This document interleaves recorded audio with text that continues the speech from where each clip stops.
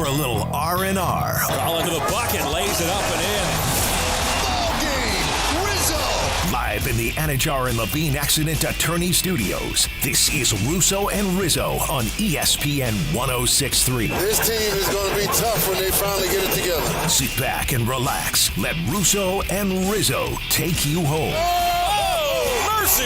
Light him up, Colin!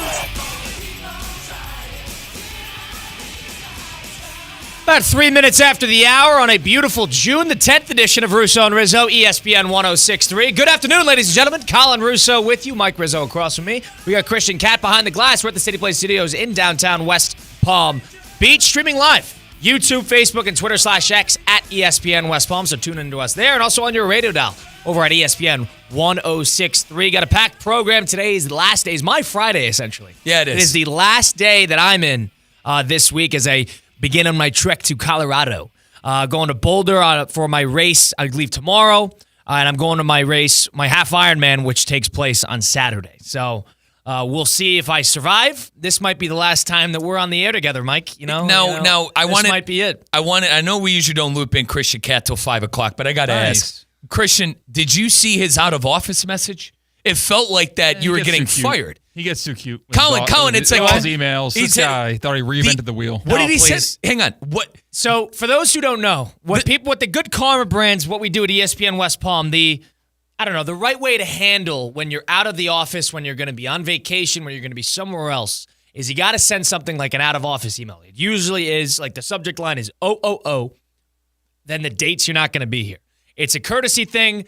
Here, hey, I'm going to be here. I will be available. I won't be available. If you need something that I can facilitate, go to this person or go to that person. They'll be my backups. Colin is now a manager because he manages the internship program. So he must do this. Now, me, I could get away with not doing it. I already okayed it with boss Brian Rowitz. I'm not, quote unquote, important enough to have to send out of office email. I would do it. I was out of office 2 weeks ago, Christian, and I didn't have to do it. But listen, I understand the point. Christian, you got to do it because you produce, your obligations are a lot, I don't want to say a lot more important. That's the wrong word. But I feel like producing is a different animal than being just an on-air host. Okay. You know what I'm saying? Yeah, sure. I don't need to send the email. And I want Mike Rizzo to endorse my company. Where is he?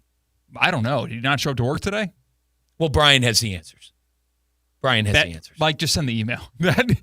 You both are incorrect right now already. It is 4:06 p.m. I sent that Eastern email. time. I sent the email. Colin did the right thing. You're jumping through hoops. You're trying to do tricks on it. You don't need that much. No, it is funny because Colin, I read it with goodbye, Colin Russo. That's what I mean. Brian comes up to me, our boss and content director, Brian Rhodes, comes up to me. He goes, Riz, I thought Colin got fired. I'm like, what? So, yeah, I agree. That was a bit ridiculous how you titled it. Now, I think you're actually, with that title, tells me one of two things. You're either worried about the groin or you're worried about the altitude. Now, for those that don't know, he's doing that half Ironman in Boulder. And what are we? 3,000 feet above sea level? About 5,700. Okay. And you have an injured groin. So I'm worried on two fronts here. You're in shape. I'm not worried about you being in shape. I don't know. I haven't worked out in 9 days because of the groin. But I think at this point, you've put in the time to be able to be ready for this, and you got to trust the process. And Hayes in the barn. I think you'll be all right. If the groin's fine, I think you'll be okay. But yeah, Kyle, I thought something happened. Like you sent that email today. I'm like, what happened to Colin? And I go, oh, he's just being a little overdramatic. It's being a little overdramatic. They want me to send those emails. I'll send the email, but it's going to have my own little spice on it. That's it. And it was funny because I included in the email, I go, I may or may not make it back. I might not make it back. If you want to say your goodbyes, say it today. And I had a couple teammates respond saying, it's been a pleasure. So walk us through. You're staying at an Airbnb, you and two buddies. So you're doing staying in the guy's house. His name's Brian. You're doing this with two buddies. Three buddies. All right, so it's four of you. All right, and you're staying at a guy named Brian's Airbnb. Brian is taking you guys to the race? What a host. Well, did you thank this individual? He knows that, we haven't met him yet, but we'll be there tomorrow. Brian's booked for Saturday. And he's taking you guys at the crack of dawn to your race? Well, we haven't cleared it fully yet, but we're going to clear it with Brian. Okay. We're going to clear it with Brian. And he knows we're there for the race, and Brian's bringing us. Christian and I are going to be able to track you in the race? Yes. I get that a day. You got to send me the link. I get that a day in advance. I wish I had video footage. Yeah, I don't know how that works. I wish we were sending an intern with you. Is that not in the budget? Is an intern not in the budget? No, okay. probably not. Okay. Probably not. Okay. But I mean, yeah, so that will be on. I will start around 9 a.m. Eastern time because it's 7 a.m. or 6:45 a.m. Mountain time. So that's 2 hours behind. And I'm aiming, if all goes well, and it's the funniest part is it's supposed to be the hottest day of the year in Boulder. 90 and sunny, not a cloud in the sky. But here's, and Colin, you know a lot more about this stuff than I do. You've been training for 8 months. But if I could throw some advice your way, like run. When you're out there, try to get used to that. Like when you're out there on Wednesday, I'm going to do all three. Right, bro? I'm going to do all three. Get a swimming, get a run. I'm going to do all three. I'm going to go to the Rockies Giants tomorrow night at Coors Field. Dude, say what up to Brenton Doyle for me. And I'll go to Rockies Giants, and surprisingly, the ticket was like $20. I was like, all right, for a team with 11 wins. But point being, going to go to that. Everybody says it's a great ballpark, so I'm excited actually to go to Coors Field. And then you got to do, I'll swim on Thursday. I got to make sure my groin is all good. I got a travel day tomorrow. My bike is all packed up. It's in the trunk. Good. So everything's all set. I don't know. It's a matter of, I don't want to, the reason is like, all right, you got a minor groin injury. You can just get it done. You just kind of gut it out. And, if you're hurt at the end of it. I don't want to do that because I want to roll this into training because I want to do a full Ironman, which would be in September. So I got to roll this in because I'm aiming loosely. At 12 weeks after this one, I want to do another one. A lot of this race depending on if you do the full. Say something happens. Yeah, I haven't signed up for the full yet. Okay, say like the groin. Yeah, if that's a problem, then that's going to deter that ability to do that. I was about to ask because that would really bother me. You were hell bent on doing the full kind of no matter what. That would really bother me. Okay. Yeah. Okay. So that's why I'm very careful about it because, like, that other one is like you can't do that unless you're in tip-top shape and picture perfect everything. So I got to make sure I avoid that. I'm not putting myself in a position where I'm going to get burned because of a lingering groin thing. And so you would just roll training. You would roll right back into training when you come back. Yeah, I'd take a couple of days off. Well, you're going to Machu Picchu. You're going to. That would be my actual shutdown. So when I go to Peru, which is in mid-July. It's not really, but like you're hiking. Yeah, and right. Stuff. So that's you know good. what I mean? That's, so like, that's active. That's active off days, which I like. So that's good, like 8 days, and then you get back into it. And then starting like July 24th, which is like at the end of July, that until September 7th would be like the lock-in period, 7 weeks. You do everything strictly regimented. You don't miss days and stuff like that. So, folks, putting things in perspective, Colin likes to do half Ironmans and hike the mountains of Machu Picchu and learn a little history. Me, in my spare time, I like going on my uncle's boat in Boca, visiting my uncles in Los Angeles. Kyle, fair play to you for being so active and doing all this stuff. I don't know. Honest to God, it's the youngest and healthiest I'll ever be in my entire life. I like it. I just, outside of going to the gym about 4, 5, 6 days a week sometimes, brother, I don't think I could do the whole half Ironman. And my cousin Michael, he does the CrossFit, and even he looked at me and he goes, Mike, Colin's in good shape if he's, completing half Ironmans. It's no joke. It's a full-time job. He said especially a half is doable in like a common things of a day. A full consumes your life. It does. So that will be a very tricky 6-7 weeks. Now, when's the full? September 7th. It's week 1 of the NFL season, the Sunday of. Should I come with you? It's the Sunday of the week 1. Do you want me to come with you and document the whole thing? I think you're all right because they got ESPN Madison people. So maybe I could They're gonna document drag an ESPN Madison intern to come join me.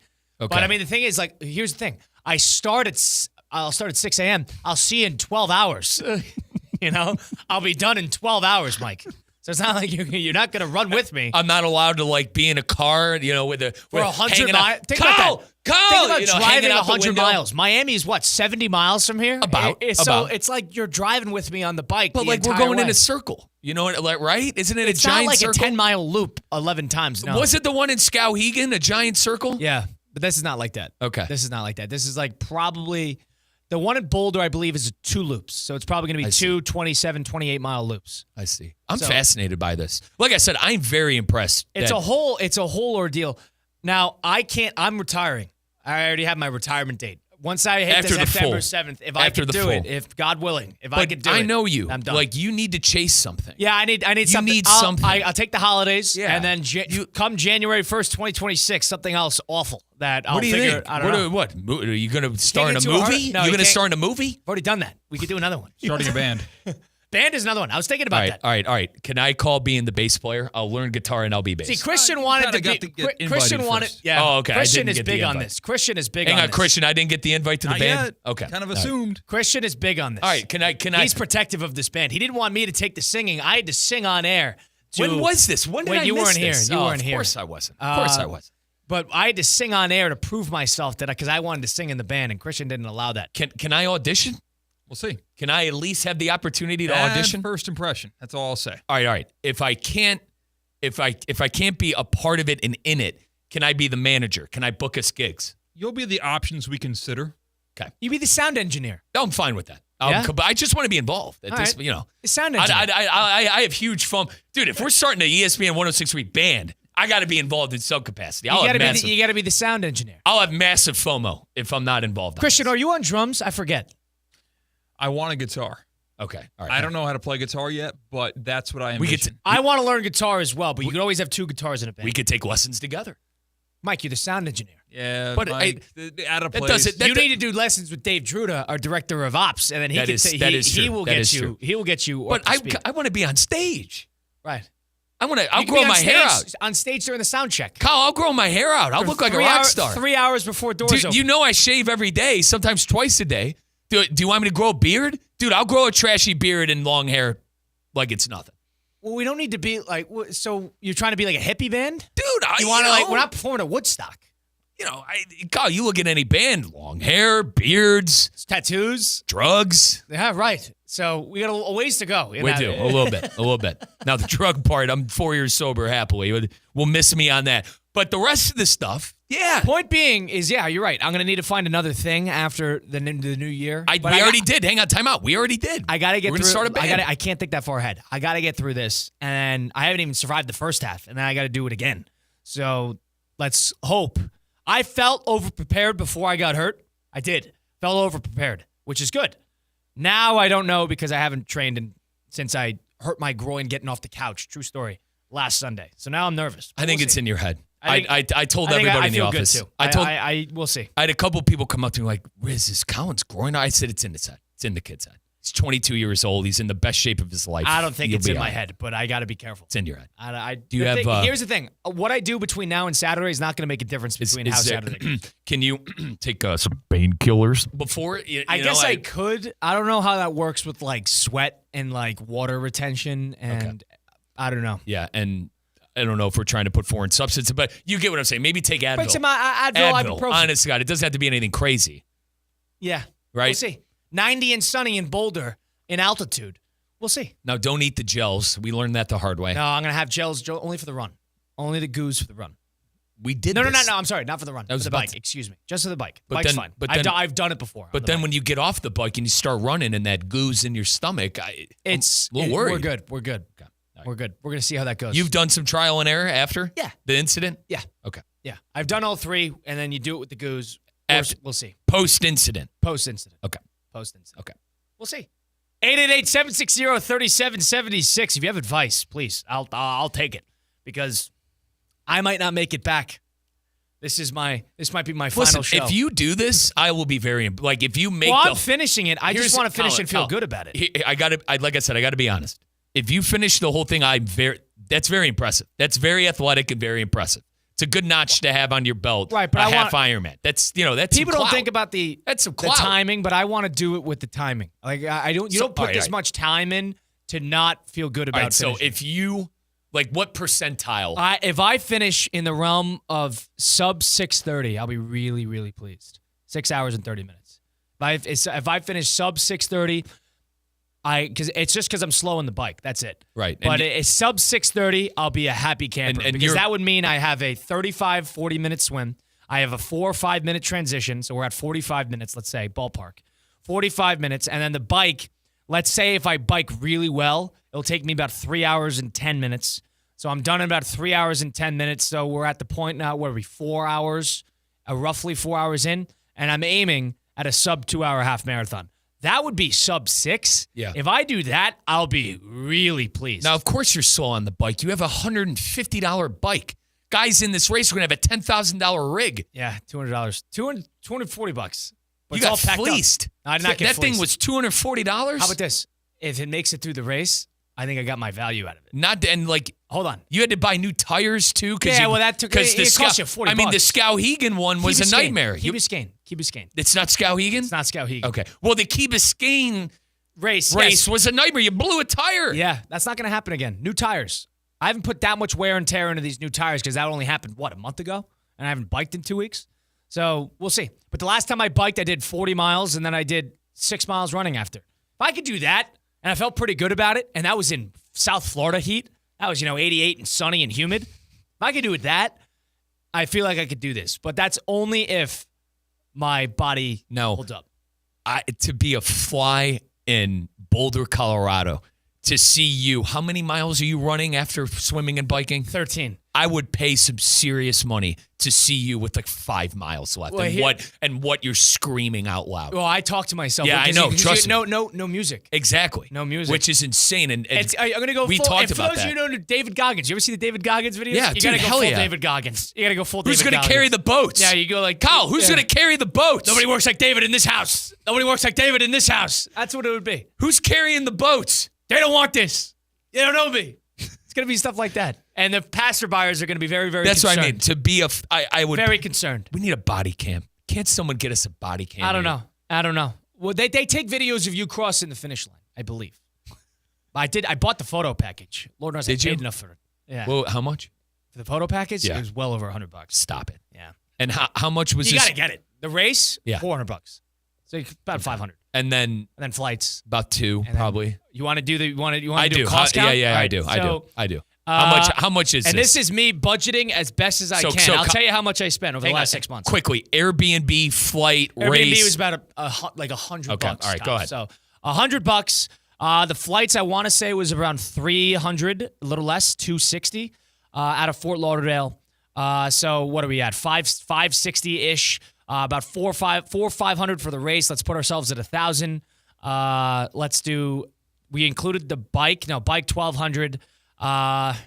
Bike cleats $100 plus the pedals $50. So we're at $1,350. I bought a swimming membership. A swimming membership was about, I think, total over the 6 months like $100. So that's what are we? $1,400. Food. I buy. Listen, PT. You want to count that? All right, that's another. However much money. So about $1,600. Yeah. No. All right. How I'm about trying this? To consider everything. Christian, I probably put $2,000 into this. Christian, I got the perfect. I probably put $2,000. How about this? Let's take that $2,000 instead of going to Boulder.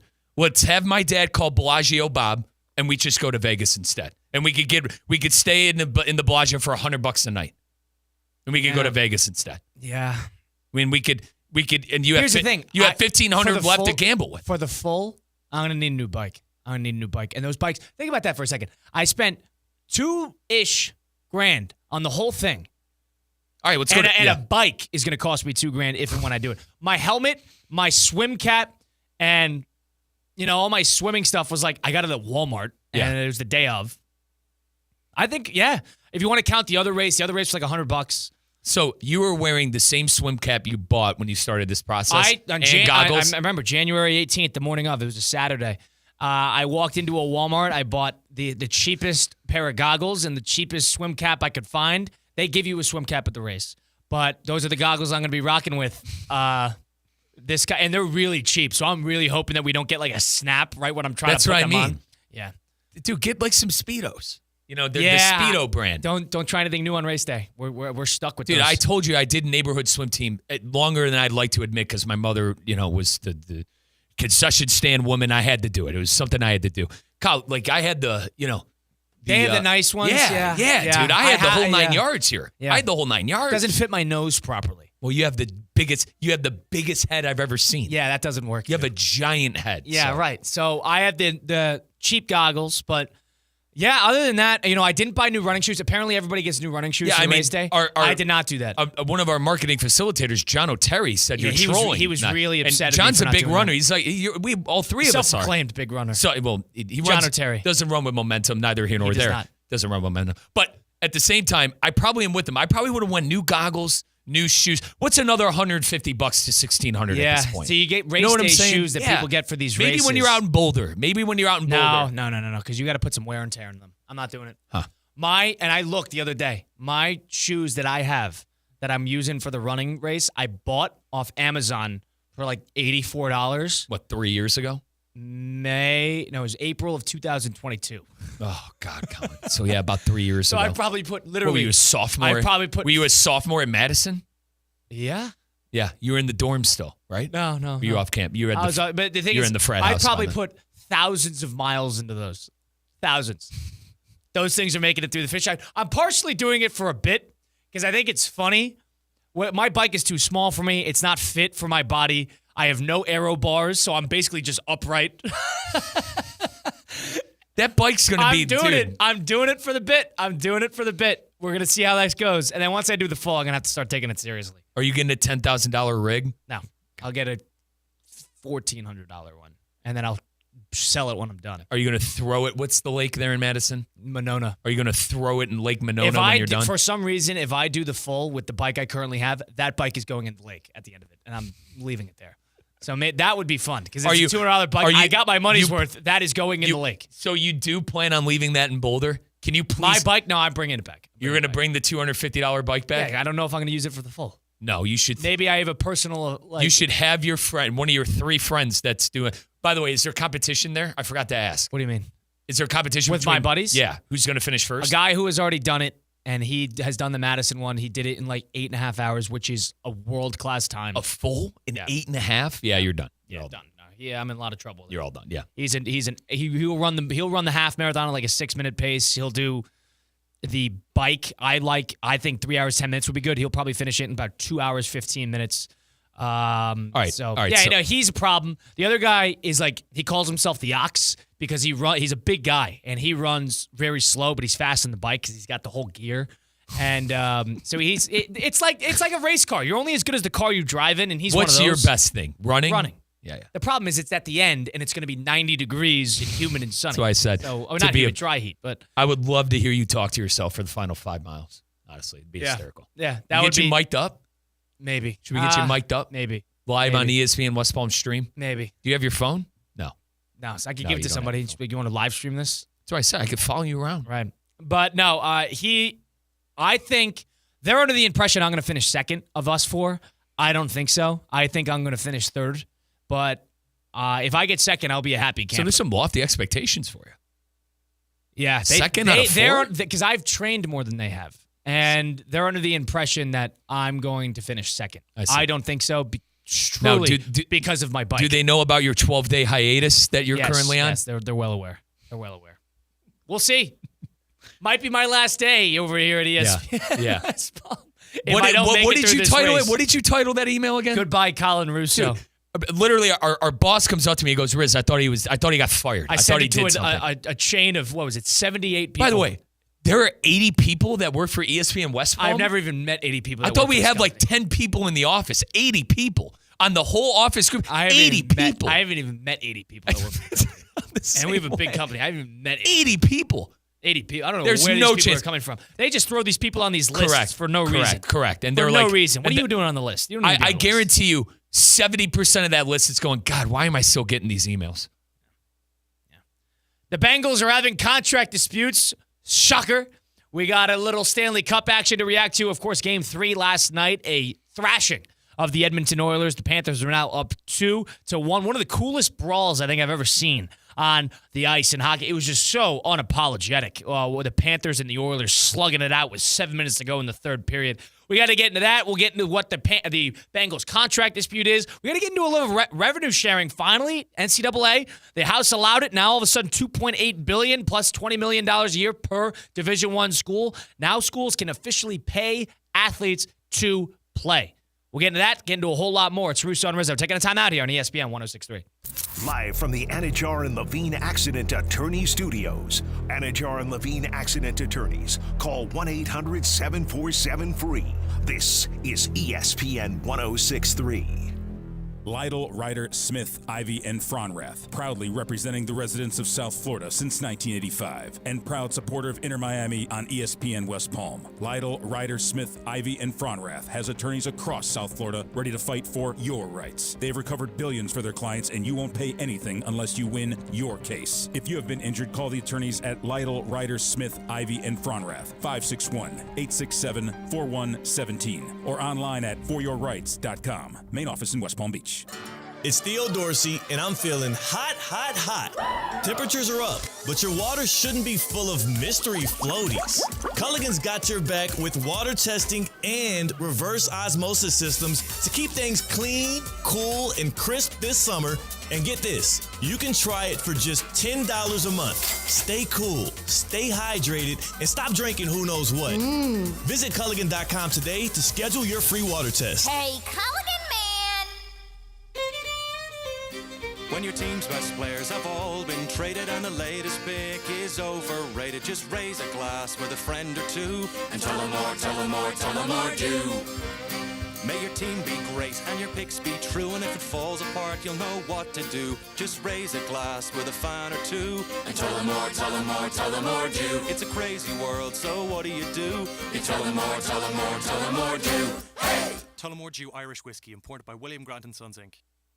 Marlin's Flanagan's Fest is back. Saturday, June 21st. It's one of the most anticipated nights of the season, featuring the coveted Flanagan's Marlins jersey, only available through a special ticket package. The first fans through the gates also get a free limited edition Marlins Flanagan's Cup. And yes, Flanagan's food will be served at select concession stands while supplies last. Jerseys sell out fast. Lock in your tickets now at marlins.com/Flanagan's. Introducing the bold, the powerful, the all-new 2025 Range Rover Sport P530 Dynamic SE. A luxury SUV that commands attention with its refined design, dynamic performance, and cutting-edge technology. Lease the 2025 Range Rover Sport for just $15.29 per month for 36 months. Drive in style, power, and comfort, all for just $15.29 a month. Visit Land Rover Palm Beach today and take the new Range Rover Sport for a spin. Terms and conditions apply. See dealer for details. The Club at Lost Lake, a championship Fazio design golf course in Hope Sound. Golf and social memberships are now available with no waiting list and immediate access. The course and club will see over $10 million in capital improvements and is one of the best private club values in the area. Experience the beauty and challenge of this renowned course for yourself. Enjoy year-round access to exclusive amenities and events. Elevate your game, elevate your experience. Discover the Club at Lost Lake. Visit clublostlake.com to schedule a visit today. Eggs cost $7. A small coffee costs $5. What is happening? Hi, it's Evan Cohen from Unsportsmanlike, and at least one thing hasn't changed. ESPN 106.3 is still completely free to listen to. No hidden fees, no surcharge, just sports. Glorious sports. She ain't gon' tie me down. Why you on the road? Buying all the shirts, all the hats, all the clothes. What you want right now? What up right now? I think you need to close your mouth, cause you ain't gon' tie me down. Tie me down. Tie me down. Let's get back to the Anajar and Levine Accident Attorney Studios. This is Russo and Rizzo on ESPN 106.3. Well, if you've been in a car accident, truck accident, suffered a slip and fall, my friends Mark Anajar and Glenn Levine at Anajar and Levine Accident Attorneys, they're here to fight for you. They don't charge you unless you win. They work tirelessly to get you the maximum compensation that you deserve. Don't settle for just any attorney. Demand Anajar and Levine today, because that's the Anajar and Levine difference. All it takes is one phone call. Take back control of your life. Don't wait. Call for that free consultation now. That's 1-800-747-FREE. 1-800-747-3733. Take back control now with Anajar and Levine. Colin Russo, Mike Rizzo, Christian Cat with you on Russo and Rizzo, ESPN 106.3. The Bengals, shocker, shocker, shocker, are in the midst of another contract dispute. And yes, Trey Hendrickson has still not been signed, and people are sort of murmuring on where he's going to go. Like Green Bay Packers have been floated. Yep. But now all eyes have pointed to Trey Hendrickson's replacement, Shamar Stewart, who they drafted, I believe, at a Texas A&M. second round, I want to say. No, first round, 17th overall. He was a first round pick. First round pick. So they drafted him in the first round as Trey Hendrickson's backup, or the guy to replace him. And Trey Hendrickson was the sack leader last year. So this guy's going to need to produce and produce pretty quickly for a team that has all of their assets locked up in Joe Burrow, Jamar Chase, and company, and T. Higgins. So you got three guys making $30 million a year on the offensive side. Defense going to need to pick up a little slack. Well, Shamar Stewart, because now this is a thing, rookies are sitting out, and he is another one to add to the list as somebody who is in the middle of a contract dispute with the Bengals. And he actually had media availability. He's not participating in mandatory minicamp, which is happening this week.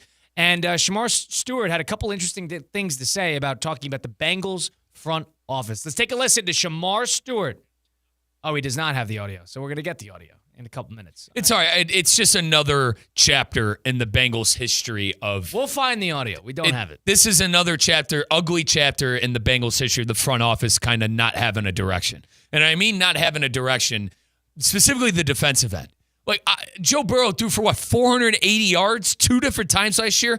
5 touchdowns 2 different times last year, and they lost? How do you throw for 400 yards and 5 touchdowns twice in one season and lose? Shamar Stewart, I'll quote it. We don't have the audio. I'm 100% right. It should be a no-brainer. In Trey's case, it should be a no-brainer too. I'm not asking for nothing y'all have never done before, but y'all just want to win arguments more than you want to win games, talking about the Bengals front office. So he's talking about, that was Shamar Stewart, the rookie defensive end for the Bengals. Now talking about, the front office is more interested in winning, I guess, these contractual arguments is the way he likes to say. But my point being is you haven't played a game. Twice, yeah.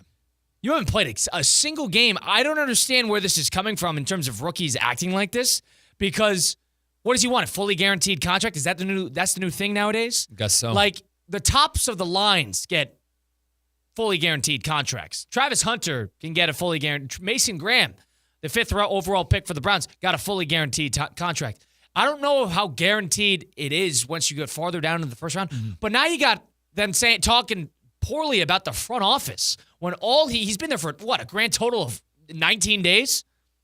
So Shamar Stewart has been here for 19 days essentially, and is now talking poorly about the Bengals front office and talking in advocation of Trey Hendrickson, who is being let walk. Now, Trey Hendrickson was the sack leader. What has this kid done? What has he done? What has Shamar Stewart done?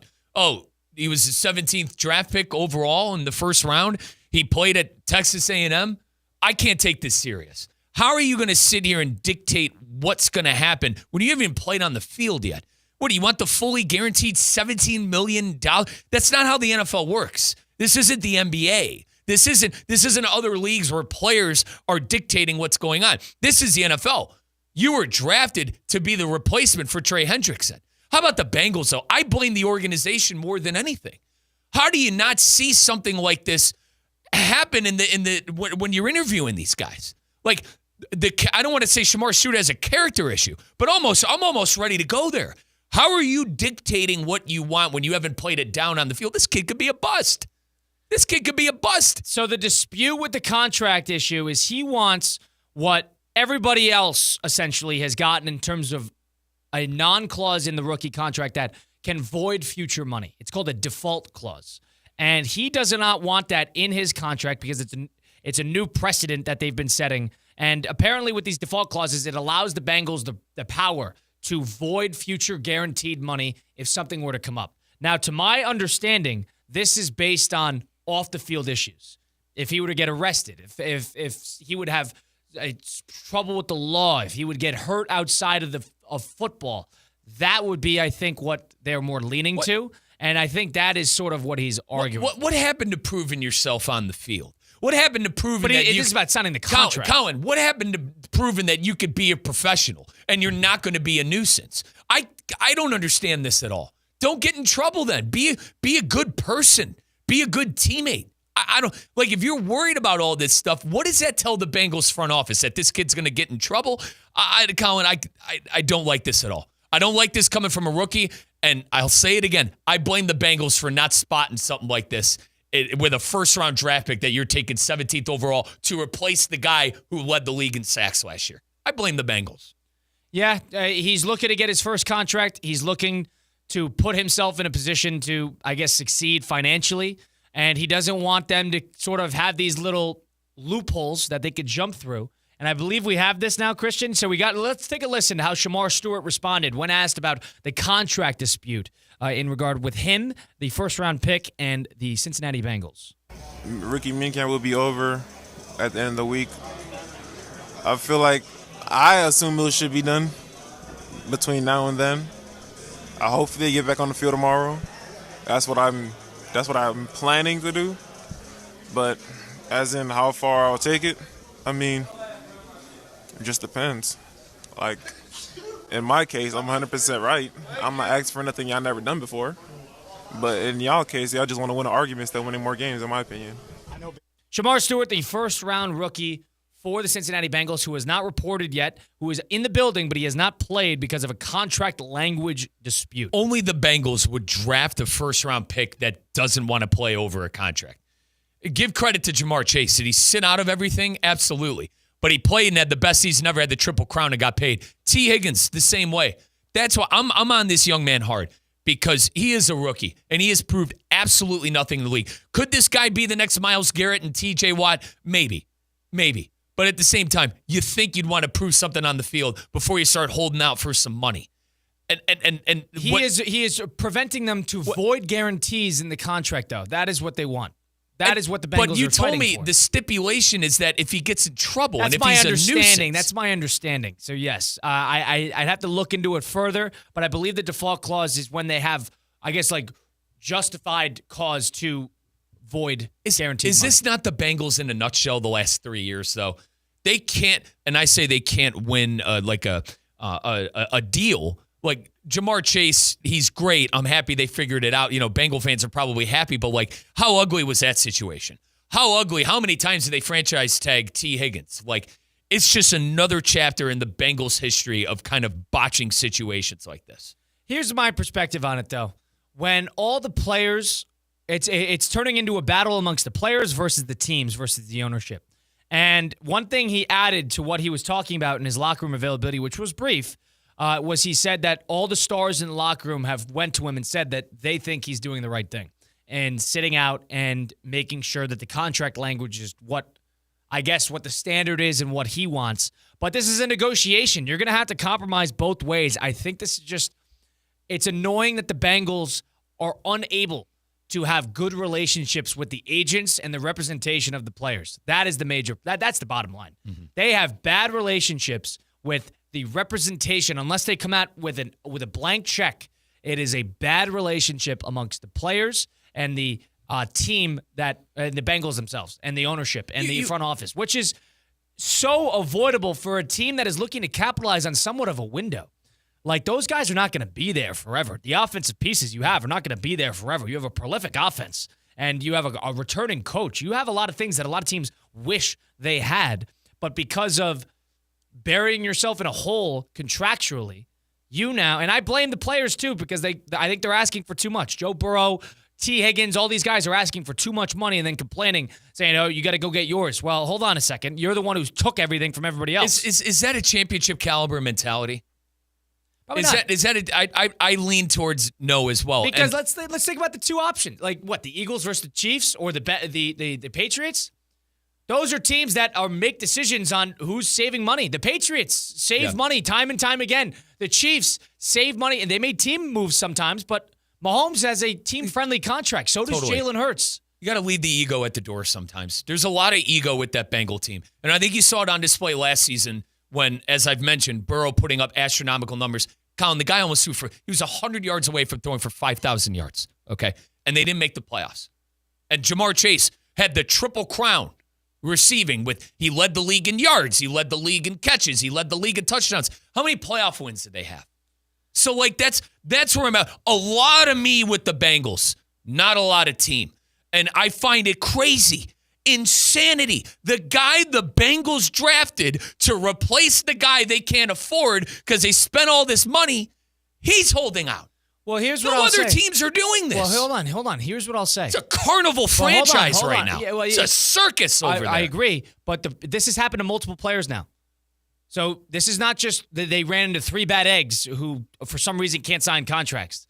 I think this is something to do with how the Bengals operate in terms of they're probably playing cheap. And if they're going to play cheap, I think that agents know this because the agents all know each other. They know all the teams. They have to play cheap. Now, were they playing cheap with Chase and Higgins originally? We're talking about guaranteed money at this point versus money against the cap. But I understand they don't want to cough over the guarantees. Right, and because they need to save money because, to your point, $30 million is going to 3 different guys. That's a lot of it is cash owners, too, because they want to make sure that they got to fork over a lot of that sometimes, especially in the guarantees. If they want to do it, turn it into signing bonuses and stuff like that. That comes out of the owners. So, but it sounds like they're playing a little cheap here, both sides. Now, does the player have a point? Probably, because this has happened with a number of players for the Bengals specifically. So this is not like this is happening to the Eagles every 5 seconds and the Panthers every 5 seconds and the Rams every 5 seconds. It happens. This happens to the Niners and this happens to the Bengals. That is the bulk of it. Happens to those two. It's no longer a coincidence with this team. And with a team who has, in my opinion, a top 3 quarterback in the NFL, they're wasting time right now, not being kind of playoff ready and a championship caliber team. I understand they got to the championship and lost to the Rams, and that was a closer game than people like to admit, Burrow in that championship game. But we're a long way separated from that. It was like 3-4 years ago now. You got to figure out the defense, and I don't know how you figure it out because you got the sack leader who's probably not coming back because you can't afford him, and now you have your first-round draft pick that you drafted to replace him in a money fight. It's a soap opera. It's a circus. Now, this is the inverse. This is the consequence of teams that rely on stars rather than depth.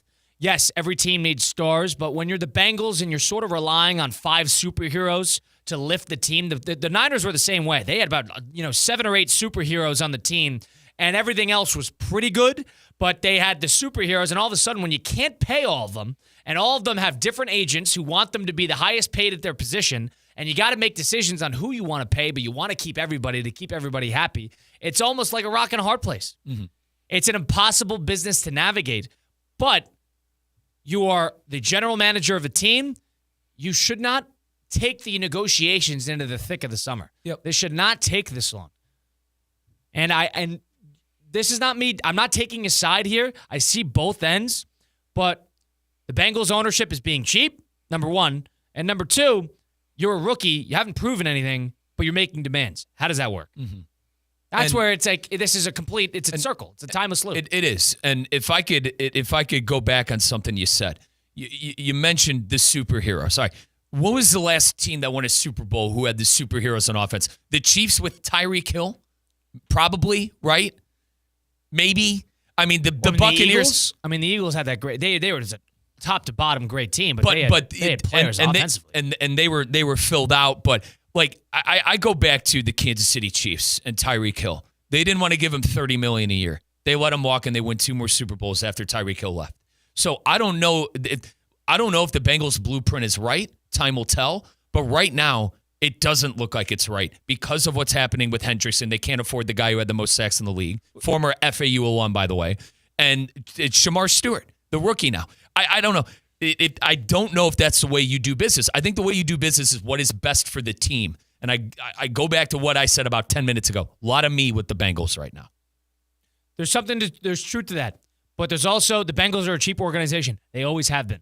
They always have been. Ever since those owners, always been cheap.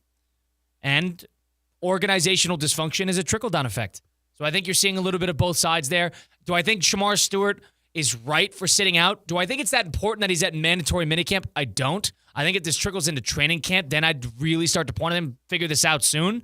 But if I'm in a position here where if the Bengals are trying to take advantage of him and they're trying to take advantage of that contract, now if the stipulation is don't get arrested, then don't get arrested. But if the stipulation is about injuries and voiding contract deals because of injuries, then that's a different discussion. That's a different discussion. That's the Bengals trying to take advantage of him. That's Mike Rizzo, Colin Russo, Russo and Rizzo, ESPN 106.3. We got to get into a whole lot more. We got to get into a little 5 at 5 into the second hour. And also the rights agreement with the NCAA. Now there's going to be revenue sharing. So now all of a sudden teams can pay players directly. Get into that a little bit next. It's Russo and Rizzo on ESPN 106.3. Live from the Anajar and Levine Accident Attorney Studios. Anajar and Levine Accident Attorneys. Call 1-800-747-FREE. This is ESPN 106.3. At St. Lucie Battery and Tire, batteries came before tires. We've been selling and servicing all types of batteries for over 50 years. So when you need a battery for nearly anything, we have it, as well as the fast, professional installation you need. We carry premium batteries for all your needs: automotive, commercial, marine, RV, and specialty. We also offer delivery and on-site installation, serving our customers quality products for over 50 years in the home of honest, reliable service. Go to slbt.com and book your next appointment. Hi, this is Scott Smith of Smith, Ball, Baez, and Prather, Florida Injury Lawyers. I have said it many times before, and I will continue to say it for many years to come. There is never a good time for a car accident to occur, and most certainly never ever a good time to suffer injuries in any type of an accident. The accident and its overall aftermath will usually cause pain, difficulty, and stress. Florida law allows accident victims to recover compensation for such losses, injuries, and damages. But such recovery is often not obtained easily and can require a lengthy fight with an insurance company. If you've been injured in an accident, call us now. Don't delay. The initial consultation is completely free of charge. The sooner you call us, the sooner we can put our experienced legal team to work for you. Don't hesitate or pause for another minute. Our experience, knowledge, and resources could be working for you just minutes after the call. If you've been injured, the lawyers at Smith, Ball, Baez, and Prather will help. Call us at 500-HELP, 500-HELP. With Smith, Ball, Baez, and Prather, help is just a phone call away. Offices Palm Beach Gardens, Boca Raton, and Port St. Lucie.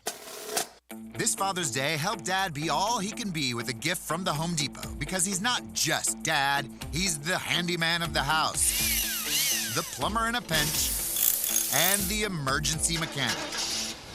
Upgrade his gear this Father's Day with the Husky Mechanics 270-piece tool set from the Home Depot. Now on special buy for $119, a $695 value. For every kind of dad, find the perfect gift this Father's Day at the Home Depot. Teams are battling for the championship, and there's no better place to get in on the intensity than ESPN Bet. Go from tracking the latest game-changing moments to placing bets in just a few taps. Right now, new customers can get $100 in bonus bets when you make your first $10 wager. Download the ESPN Bet Sportsbook app and sign up with promo code USL to get started today. Must be 21 plus. Gambling problem? Call 1-800-GAMBLER. Terms and conditions apply. See app for details. Offer not available in New York.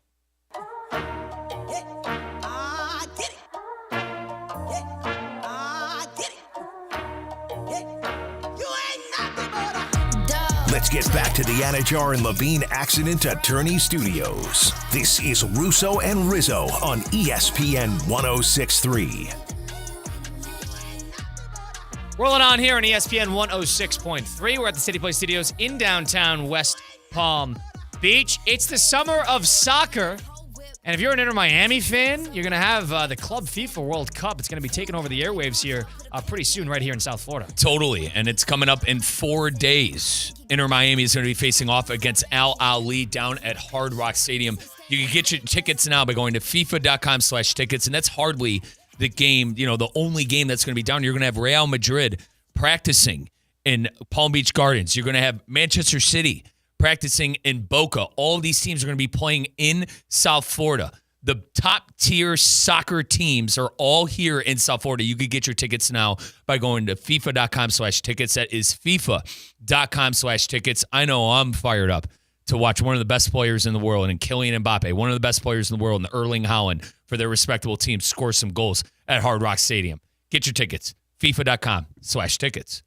Mike Rizzo, Colin Russo, Christian Cat. 888-760-3776. Number to get into the program on Russo and Rizzo. That's 888-760-3776. Well, the NCAA in the House finally paved way for revenue sharing in collegiate sports. What that means is there is a $2.8 billion settlement that will go to prior athletes in terms of NIL compensation. So from 2016 to 2024, athletes that were, I guess, benefited off of without the NIL are now eligible to part of that settlement. That's number one. And number two is that eligible Division I schools will now have $20 million. $20.5 million fairly distributed that they could, quote, proportionally distribute to a sport and pay players directly. All right. Let's call a spade a spade. 90% is going to go to football, and then it's figuring the 10% after that. It depends on the school, but most of them are doing about 75+%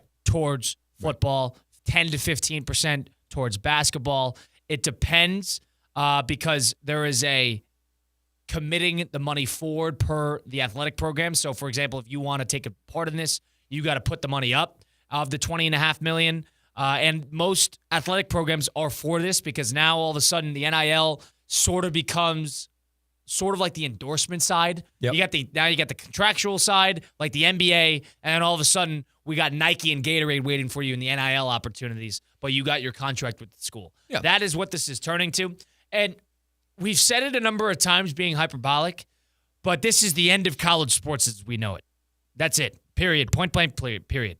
They have $20.5 million per year that they can spend on sports. It's going to be a majority towards football and basketball.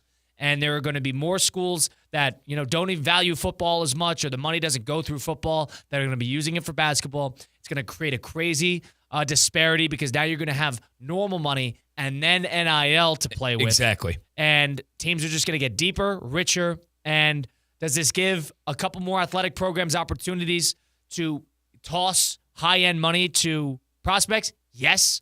But you'd be surprised with the amount of money that these players are making nowadays. $20 million, you're putting $14 million towards football every year. That's could be a handful of players the way the landscape is going. I think it's in my opinion, Kyle, I think it's the rich get richer. I think it's the teams like Miami, Ohio State, Michigan, all the teams that are Alabama, all the teams that are Georgia, all the teams that are already spending north of $40 million through NIL endorsers now get, a slice of that 20.5. So they have the 20.5. Obviously, not all of it's going to go to football.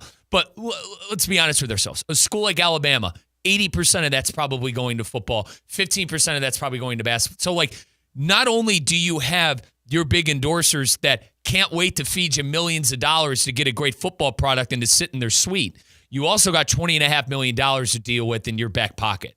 I think it's going to be a case of the rich get richer. I still think there's a massive problem with this. And as far as a mid-major, guys, a mid-major, this is where it gets dicey for me. I'm that money guy. I'm kind of, my forte isn't the sports business side of it, but a mid-major, for instance, I graduated from Ohio University. The Bobcats, $20.5 million? So let me answer this question before we even continue. I'll give you an example. The American Athletic Conference, right? So that's not a Power Four. They're requiring its schools to share $10 million at least in revenue sharing with its student athletes. And the commissioner said he expects that the schools to go over that. So he's not necessarily capping it at the 10 because it caps at the 20, but at least $10 million of the revenue towards the schools. Do you think mid-majors can afford all that? Do I think the Mid-American Conference has $10 million to throw around yearly? Probably not. That's what I mean. But a couple million. Yeah. Probably. But that's why I still think, and to my larger point to bring this full circle, the rich get richer. The power, of course, the Big Ten commissioner, SEC commissioner, ACC commissioner, of course they're for this. They have all the TV contracts in the big teams. Yeah. That's where I'm at on this. I get it. I don't know how I feel about this because what I wanted is contractual obligation and capped money. But I don't think this is beneficial when you have the NIL still running rampant. Of course. So this allows the teams with NIL to just kind of operate in that own little, that's not the only bubble of money. We got this bank and this guy who used to go to the university. Bank. Yeah. He's going to give you this money. Oh, and by the way, we're going to give you a signing bonus on that $20.5 million. We got our pals over at PNC Bank with the fat vault with the money we're allowed to allocate per year, but we also have an offshore account that is off the books that we could pay you via that as well. Exactly. So Kyle, rich get richer in my eyes. That's what this is about. Now, if they move from here and start to place restrictions I guess, caps on NIL, name, image, and likeness, and they sort of don't let it run rampant as a direct pay for play, which is what it is. It in is. college sports. They have these boosters that go to these players and, hey, we'll give you $10 million, BYU, for example, we'll give you $10 million to come play basketball for us for 1 year. And if they could start putting a cap on that and restricting it to a certain degree that it's not directly pay for play and it's maybe just endorsement side, then that's a good thing. But until that point, you're just adding another bank to an equation where the economy's in a complete flux. Totally. And, it's great that the player – I think the players should be making a name for themselves with the NIL. It's not that I'm against NIL. And this is coming from an Ohio State supporter. I understand that the Buckeyes have an unfair advantage. Michigan is paying their quarterback, Bryce Underwood, this year. Colin, he hasn't played a down of NCAA football. He's going to get $10 million for going to the University of Michigan. And a lot of it has to do with the great Dave Portnoy. So, listen, I don't want to sit here and say that my team didn't benefit from the current system, but I could sit here with a straight face and tell you, Ohio State should not complain about this. Yeah. No, they shouldn't. But I'm going to say, is it fair? And does this fix anything as far as money discrepancy with teams and evening out the playing field? I don't think it does. It just helps the rich get richer. So for those of you who want to understand basically what this means, the House versus the NCAA finally set a settlement, and it's called the revenue sharing era. So what that means is for TV money that goes directly to athletic programs. So the conferences sign contracts with the television deals. Fox pays the Big Ten a whole lot of money to broadcast their games. Therefore, Fox gives the Big Ten, then the Big Ten gives Michigan a whole lot of money per year. None of this, in the past, none of this money went to the athletes. None of this money went to the football player that was the starting quarterback on Michigan when Michigan is pocketing $88 million a year off of that. So what do they do instead? In the revenue sharing era, similar to how the salary cap works in the NBA, is that money that's coming from basically television contracts and sales in building and the whole thing. Money from that now has to be in some capacity, in a limited capped capacity, distributed to the player. So the Michigan quarterback can be entitled to some of the money capped at $20.5 million per year to start. It's probably going to go up. It will. It's said over the years it will. The Michigan, as an athletic department, can decide how much they want to pay the starting quarterback of the team that makes the most money. And then they could throw him $3 million because, hey, you're the most important player on our most important team that makes the most money with our most important contract. Right. So that's what this is turning to now. And now the NCAA is going to these places, schools saying, all right, the athletic program has to put up $20.5 million. You have to pull up that threshold and then pay evenly distribute it however you want, but proportional to the schools, that amount of money. Right. That's where, the Big East, for example, in basketball, that's UConn, that's Providence, these schools with not big football programs where basketball makes most of the money, they still have this revenue sharing, this money that goes to the school, and they could still directly pay players, but they could put more into basketball. Yep. Comparatively to Texas Tech, who has to put way less money into basketball comparatively to their football team. Totally. That's where the discrepancy can start to come about. Certain teams have more to go into their football programs and certain have more going to their basketball programs, and the volleyball team doesn't see anything. So that's where it gets problematic, but it's fair because the football team generates the dollars. Now, I did see a couple of conversations how some schools after this might be cutting varsity programs to focus that $20.5 million on specific sports that they want to be good at. Yeah. I think you just got to ask yourself, what do you want college athletics to be? Do you want it to be just like a never-ending business of the top of the line? Do you want it to just turn into the mini NFL, NBA, NHL, and all that? And then the beach volleyballs of the world and the softballs of the world. Well, softball has actually done well over the weekend with the World Series. But these smaller programs within the schools, they don't matter. And now you're bringing money into the equation, confirming that they don't matter. So what are the schools going to say? They don't matter, and they're going to cut these programs. So that's where it gets tricky because, hey, we have all this money. We don't want to pay for the scholarships of this player, that player, and that player. Instead, we could allocate all this scholarship money towards our football program. These top-tier schools have the likes of 30 varsity programs. Not all of those programs are seeing this money. But it's not saying they should because they don't make the money. They don't make the money. Totally. But it just adds a quantitative number to how much certain teams matter versus how much don't, and this won't get fixed. If you're trying to fix college athletics, don't let the money run rampant. If you can't cap one thing and leave the other wide open. But here's how do you cap the other? That's the $1 million question. You got to figure out a way to cap the NIL. That's the $1 million question. Once you do that, but then this might go. You're somewhere. capping making a profit for yourself. For yourself, which is turned into, we will just give you a check of $4 million just to play here. It has nothing to do with you starring in a commercial. It has everything to do with just writing you a check. That's where it's become problematic. The college football that we grew up with, gone, dude. It's different than the world we know. That's it. It's a different world. We'll loop in Christian Catt into the conversation on the flip side as we enter into the second hour of Russo and Rizzo. Do a little 5 at 5. Stick around for it. Second hour of Russo and Rizzo, ESPN 106.3. Kaiser University's flagship campus, the 100-acre residential campus at 2600 North Military Trail in West Palm Beach, extends Kaiser University's educational offerings to over 100 degrees within the heart of South Florida. Kaiser University also has an athletic program with 24 national championships, including the 2024 Women's Swimming and Diving Championship and Men's Lacrosse title. Visit KUSeahawks.com for the latest.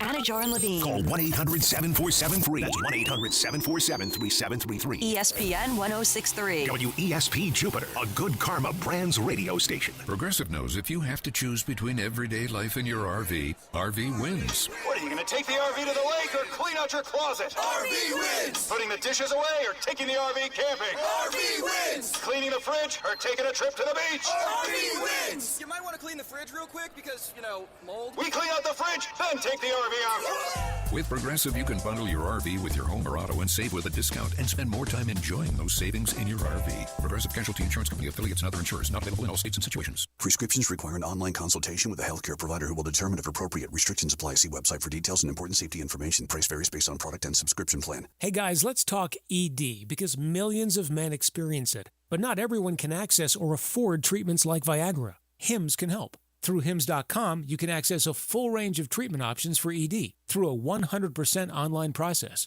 To start your free online visit and save up to 95%, go to Hims.com/joy. HIMS.com/JOY. Get ready to elevate your driving experience with the all-new 2025 Range Rover Velar P250 Dynamic SE. A stunning blend of luxury performance and technology that will make every drive unforgettable. Right now, you can lease the new Velar for just $809 per month for 36 months. Yes, only $809 a month for a luxury SUV that sets new standards on the road. Visit Land Rover Palm Beach today and take advantage of this incredible offer. Terms and conditions apply. See dealer for details. Attention business owners, the next several months are going to be super busy. Why not let us take some of the burden off of you? Get the help you need from Intelligent Office in Palm Beach Gardens. Professional live receptionists to answer, screen, and forward all of your calls to you live. Why do you need a virtual assistant? No high salaries, no holidays or sick pay, no call-outs, no turnover, and no additional equipment. Call 561-472-8400 or visit intelligentoffice.com to learn more how we can help you streamline your day. It's Theo Dorsey, and I'm feeling hot, hot, hot. Temperatures are up, but your water shouldn't be full of mystery floaties. Culligan's got your back with water testing and reverse osmosis systems to keep things clean, cool, and crisp this summer. And get this, you can try it for just $10 a month. Stay cool, stay hydrated, and stop drinking who knows what. Visit Culligan.com today to schedule your free water test. Hey, Culligan man! It's a Twin Peaks Tuesday. Twin Peaks, the ultimate sports lodge for eats, drinks, and scenic views. This is ESPN 106.3.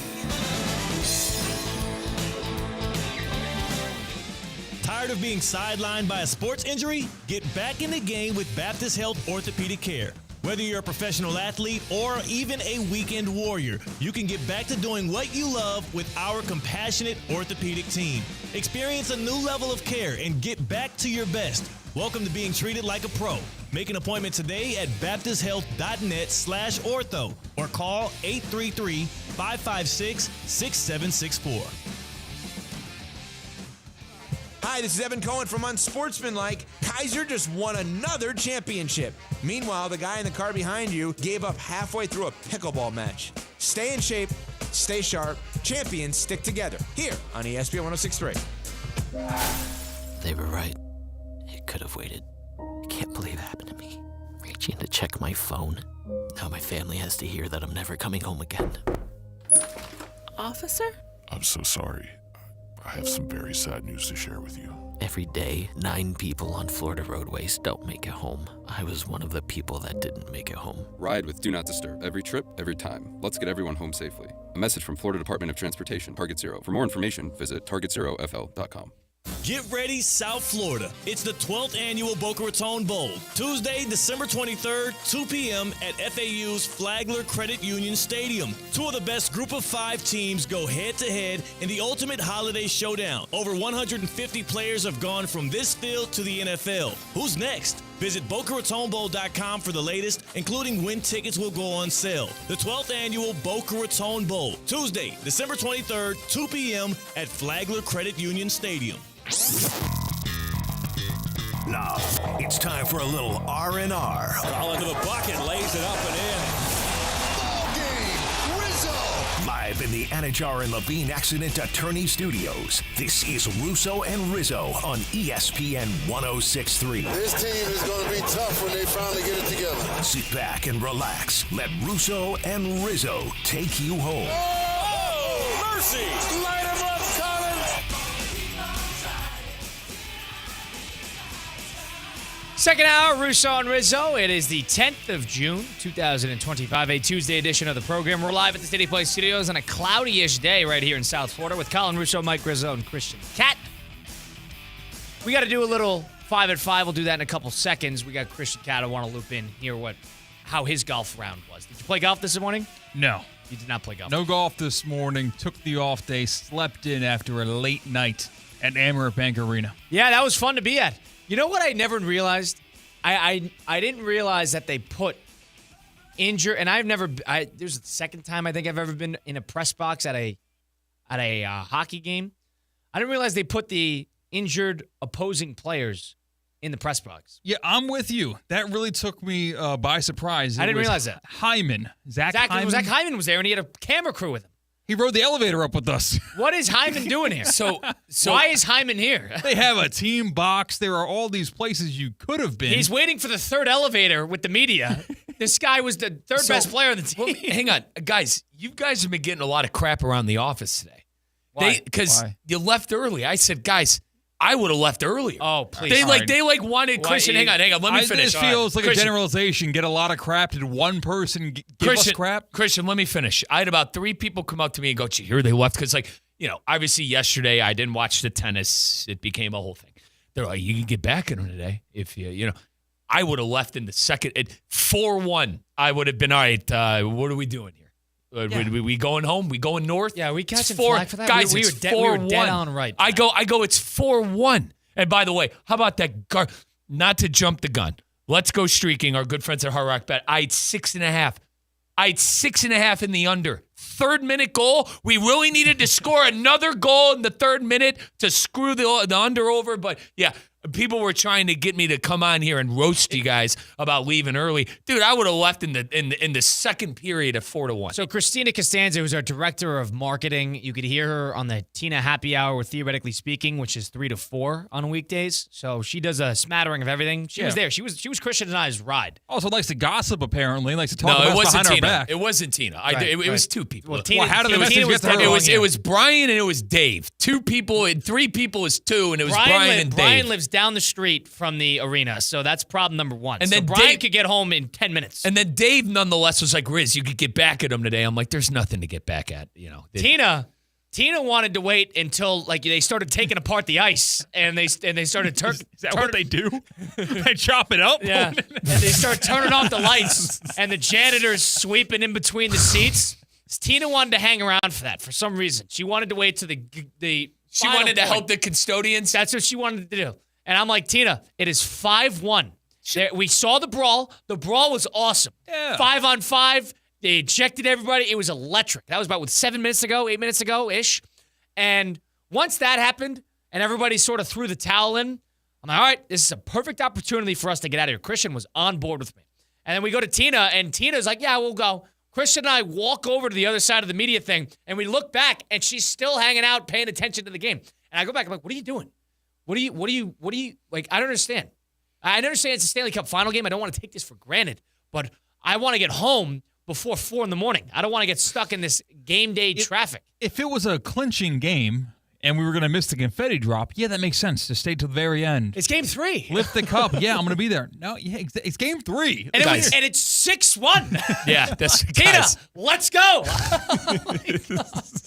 She was dead wrong there. She wanted to wait for the custodian to start cleaning up the empty cups on the chairs. And this isn't a hockey thing.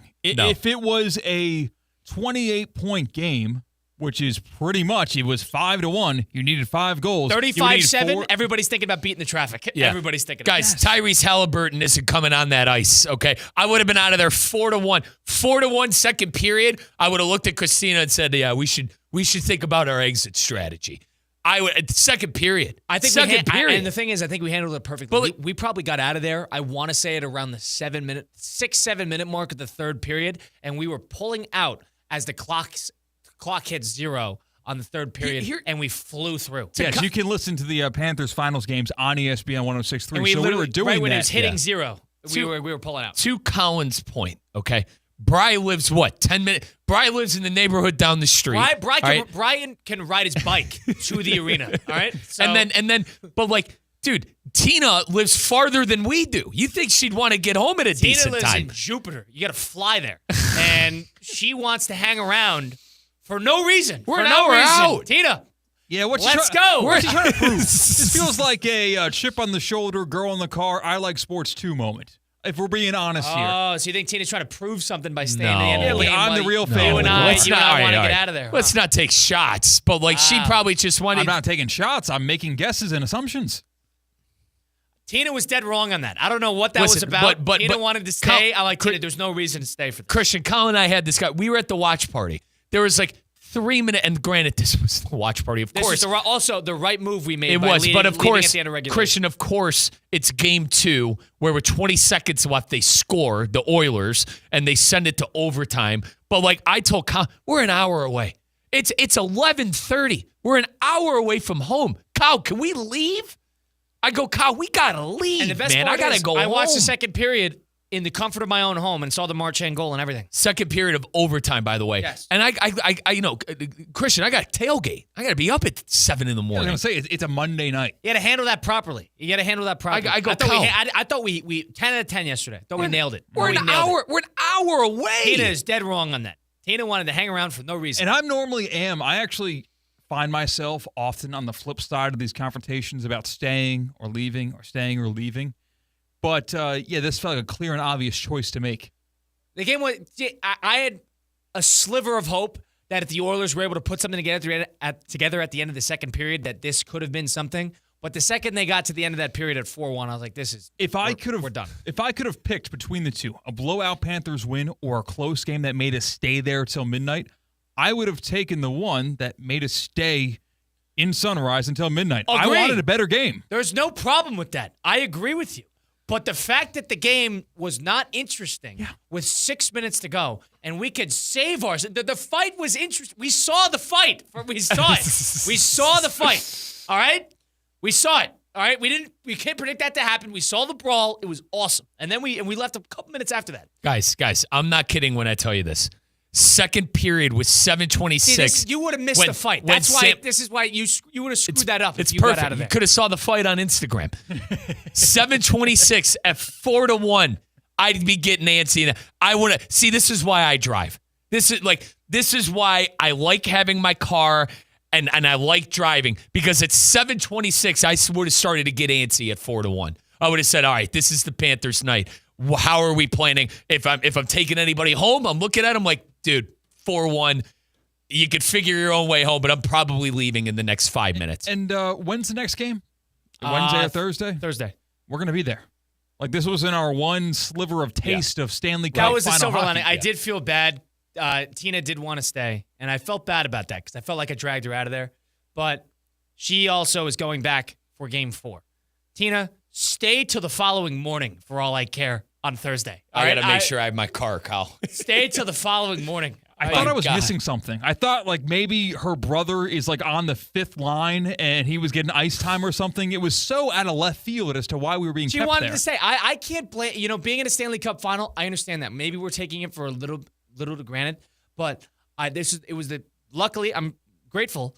It was like the 3rd playoff game I've been to. I've understood the nuance of getting out of there in time. Any sporting event in the history of it, when it's not interesting, you're trying to figure out a way to get out and avoid the traffic. Hold on.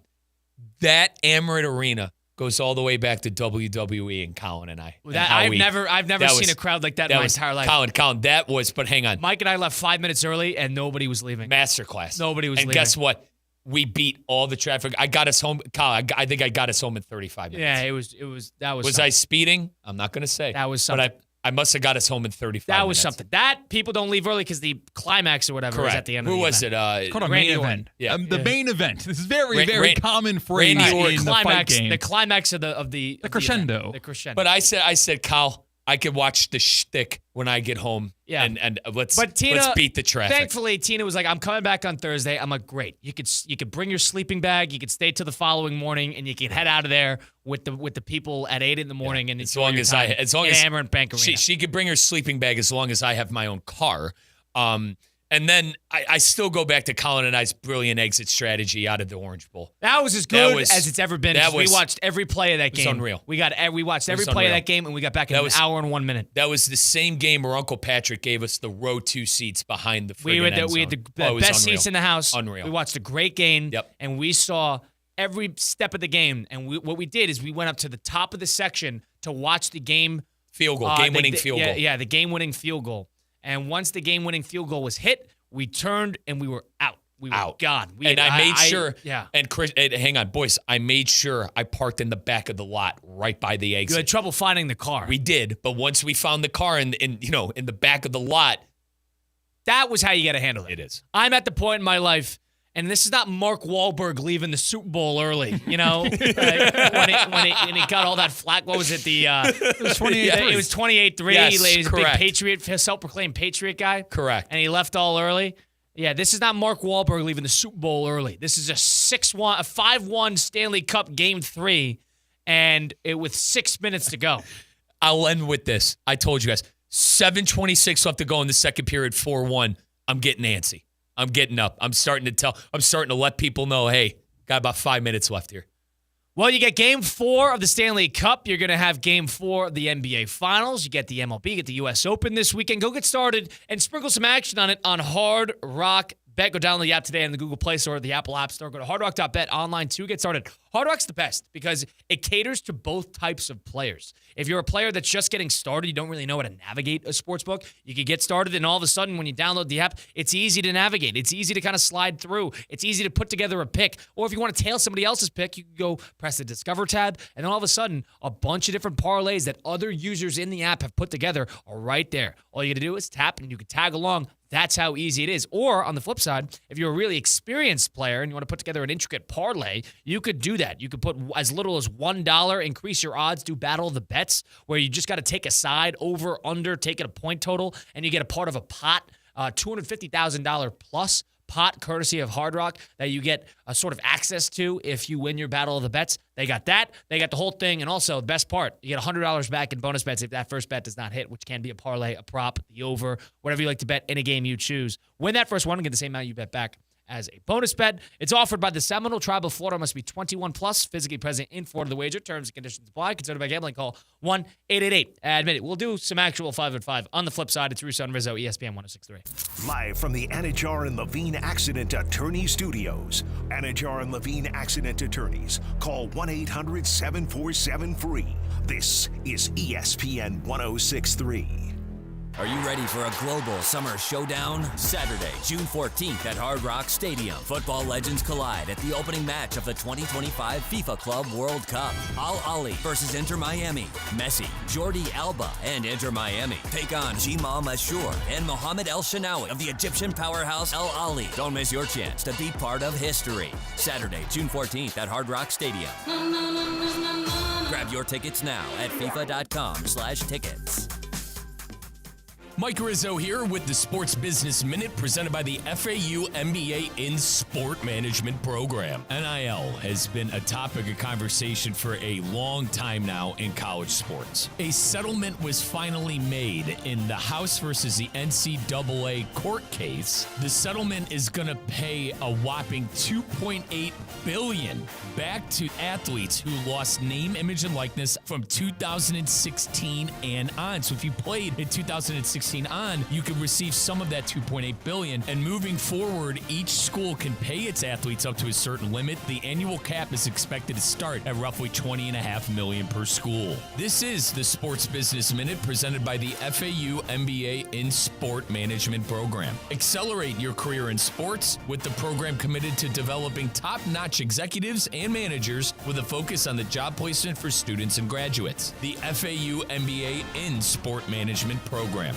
The Palm Beach Health Network Physician Group, an affiliate of the Palm Beach Health Network, is committed to delivering high-quality care to the communities they serve. Their award-winning physicians and specialists provide a level of expertise that has resulted in regional firsts and outstanding patient outcomes. For a physician referral, call 866-654-2362. To learn more about the Palm Beach Health Network Physician Group, visit pbhnphysiciangroup.com, pbhnphysiciangroup.com, to get in touch with the Palm Beach Health Network Physician Group.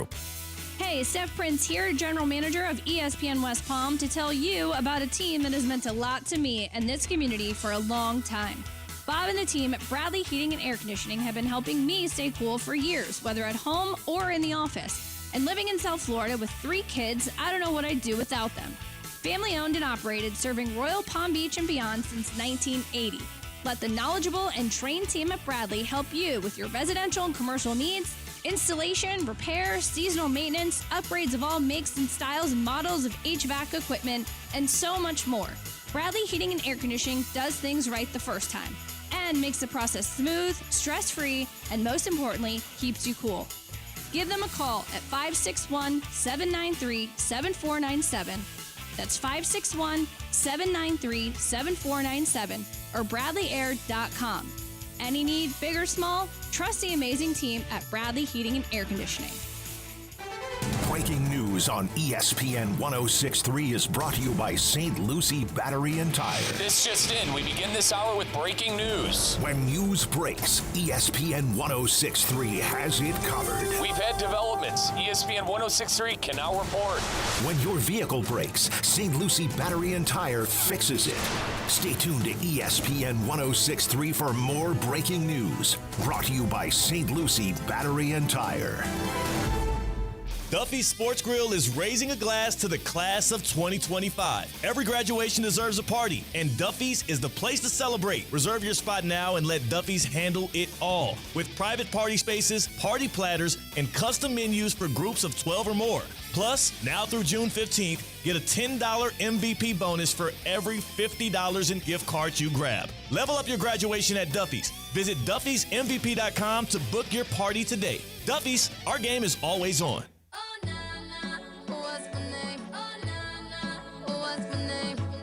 Let's get back to the Anajar and Levine Accident Attorney Studios. This is Russo and Rizzo on ESPN 106.3. Was it unethical for Christian Cat and I at the Panther Game 3 last night between Panthers and the Oilers? A 6-1 routing at 5-1 with about 5, 6, 7 minutes to go. Was it unethical for us to try to get out of there and beat the traffic? Some people are on board with us. Hey, you know what? The game was over. Maybe you just go hit the road. We saw the brawl. So before you even ask, we saw the brawl. But Christian and I were on the same page. And quickly, I wouldn't have saw the brawl. I would have been out with 7:26 left to go in the second period, 4-1. You're not even giving the game a chance. What do you mean? It's 4-1. Not giving the game a chance. In Sunrise, Florida, 4-1. Panthers are up. Well, somebody who gave the game plenty of chances is Christina Costanza, who you could hear on the happy hour with Theo Dorsey on Theoretically Speaking, 3 to 4 on ESPN 106.3. Tina was Christian and I's ride. She was our driver. And Tina wanted to stay throughout the entirety. And I've been to a number of games with Tina. And we've gone to one. We went to game 4 of Lightning Panthers in Sunrise. And Tina wants to, Sunday stroll when everybody's walking out of the arena to feel the ambiance, but you wanted to stay, and you thought that was crazy that Christian and I wanted to get out of there. First off, I don't just stroll. I'm 5 feet tall, and my legs are only so long that I can't walk that fast. You're a speed racer getting out of there, and you're a mile ahead of me. And I asked you, can you slow down a little bit? So Tina, I'm the same way. Tina is like, looking around. No, I'm not. Go, like doing the Panthers pulse. The Panthers pulse. She's obsessed with the Panthers pulse. I love that song. So when they're like, go Cats, go. Go Cats, go. You're doing all that, but you wanted to stay. You want to explain to me what was so important about staying? I think last night we had the opportunity to be at a Stanley Cup final game that so many people would kill to be in, and we got to be there. I thought you'd been there before. I wanted to be there the whole entire time, and I made it very clear that I wanted to be there the whole game. That's why Theo Dorsey didn't ride with us, because he was like, "Oh, I don't want to possibly stay the whole time." Are you talking about making it? You didn't make it clear to me. I asked anyone to carpool, and he asked me. He goes, Yeah, but that gives no inclination that we're going to stay for the whole game if it's a 6-1 game. I said out loud I wanted to be there the whole game. Yeah, was anyone around you? Guys asked, yeah, Theo Dorsey. You talking to yourself at the desk? Theo Dorsey. That's why he did not ride with us. I said, hey, if you don't want to possibly stay the whole game, I'm planning to stay the whole game. And I was down to stay for the whole game if it was an interesting game at that point in time, but it wasn't. Yeah, this is This is a nuanced decision. Exactly. There are two different versions of leaving a game early. There is, we're in the fourth overtime. I'm sleepy. It's 1 a.m. I need to go home. I have work tomorrow. And then there is, it's a bludgeoning. It's a blowout. We've seen all the action. Kachuk's off the ice now, and the game is over. So I would stay until the seventh overtime. Because we missed a goal. The game was not over. Oh, yeah, a goal that costed me money with our good friends at Hard Rock Bet. A meaningless goal. A meaningless goal with 3 minutes to go. Tina, if you were in the building, you could have had a Hard Rock Bet bonus, but you weren't. So. I got that too. Tina is objectively right by the point that we are lucky to be there, and I understand that. I still want to get home at a reasonable hour, and those two things could be the truth at the same time. When I didn't leave. When Colin and Seacat were ready to leave and I did not follow. We walked to the other side, yes. Colin walked over like an angry parent. Arms out, big steps, and just looked so mad at me. And he goes like, let's go. And then he goes like, Tina, if we get caught in traffic, you will not hear the end of it the whole car ride home. He forgot to mention that we got executive parking. The media lot ended up being full, so we actually got into an amazing parking situation where there was no traffic getting out. There was no traffic getting out because we left the game early. Yeah, Don't give me that. Yeah, Do not give me that. We were not going to get stuck in traffic. Yes, you would have. Yes, you would have. I know that light. It all funnels together. together. You've been to 2 games. You don't know anything there. Traffic does not discriminate. The one I went with discriminate. you when you were Sunday strolling on your way out, I got caught I got caught in 30 minutes of traffic getting out of there. And I was like, no. That's because we were parked all the way at the front, and we had to go through 700 cars. Now, Tina, let me ask a couple of questions here. Colin did not eat, correct? He had 17 donuts. Oh, okay. So there you was did And chips and cookies. All right. So the kid ate. From my understanding, before I left ESPN West Palm last night after the show, Colin wanted to make food at his house. He was going to wait to eat. So I assumed that you were starving as well, and you were ready to eat. But Tina, hang on. No. Yeah, I love playing this game. Colin was offered multiple food opportunities on the ride there. I even was like, do you want to go get like a cheeseburger or something? He said no. Time out. I need to know exactly how much he ate. Like 15 was it 15 donut holes? I didn't see his plate. By the time bags of chips? I think he had 3 or 4 bags of chips. 3? Colin, you have 4 bags of chips? He had 2 standing up before the game began. Yes. Okay. Oh, yes. I forgot about that. I'd wager 3. And then there was these mini donuts, and he went for seconds. These donut holes. I went for 3. Kyle, be honest with me. How many? Be honest. I don't have a specific number. 20, I want to 15 to 20. I want to ballpark at 12. No. I would ballpark at 12. Yeah. No, Okay, 10 or 12. Okay. Not 15. No. All right. The reason, and folks, to let you in on the bit, Colin and I are champion eaters. I've never seen. I don't. Please people explain. in one. How are you champion eaters? He eats 7 eggs a day and a pound of turkey. Eat more. All right. We eat more. It's like turning to let's dissect Colin's Tina, diet. Tina, champion eaters in the sense of if we go to a buffet, they're going to lose money. They'll lose money if we go to a What buffet. does this have to do with Net last negative. night? Yeah, literally, Christian. With last night, I wanted to know how much the kid ate because he probably ate him out of house and home. They probably didn't have any bags of chips. Tina wanted to wait until they shut off the lights in the arena. All right, now we can leave. Now, Wait till the end. The secret Colin, remember our setup we had at the TGL? How elite that was when we would go and eat. we would eat with the everything. event staff. Dude, it was unreal. It was not even the press food. It good. was the event staff. It was food. and it was amazing. It was Excellent. good food. It was excellent. It was Colin and I would have 3 plates. It was excellent. We'd have four plates. So wait, this is an argument that we were talking about while you were talking about me earlier in the hour. How Colin yesterday was yelling Christian at Riz. was right next to me and agreed with me the whole way that we Okay, need to get out of there. all right. Yeah, you Yelling were, is a strong let me word. finish. Let's- Let me Yelling finish. is a strong word. Go ahead, T. Colin was yelling at Riz yesterday for not watching a tennis tournament. Oh. And then Colin the next day is saying, "Hey, let's leave this sporting event early." And this is was this the only thing going on last night? I actually saw you watching things on your phones about I was watching baseball. Duke Murray We were State. watching I was A's. watching the 9th inning of Duke Murray State. Of the Murray's, College World Series, the you Super have a Regional. problem. This is not a You have gotcha a moment. problem. This All is right. not a All right, he has a hypocritical problem. moment. You watch the game. If you watch the game until it got to 5-1, Yeah. you watch the game. Thank you, Christian. He was sending Instagram with you on videos that. as well during the during game. the intermission. So. During the T, intermission, what's you're that right. one? Because there's an 18-minute intermission. let me- But you're Something more boring preaching than that. about how this is your job. You're supposed to watch this. So then Tina, you wanted to leave early. Tina, the takeaway was not between the 6-minute mark of the 6 minutes to go and the end of the game. You're dead wrong here again. T, I appreciate T. Honest You're to dead God, wrong here again. I love that you're coming to my defense. I love you for that. I would have left. But that's you. You leave everything early. So All right. What are we talking? I don't leave weddings early. Yeah. I don't leave birthday parties early. This is not like we're walking out of a classic. Again, Mark Wahlberg leaving the 28-3 you're Super Bowl is a stealing little a different. final game. Yeah, I know the game was over. It was not. Another goal was made. T 4-1. T, I honestly got 4-1 with 4-1 7. is a little early. I tried to make little the, early with It's a nuanced decision. How we're an When hour there's away. 6 minutes to go. Tina, 6 minutes, leaving 10 minutes earlier comparatively All to right. everybody else in the building, saved us 35 minutes in traffic. And I don't think quick, so. guys, can I complain about something about NHL? They got to fix the intermission. That's too long.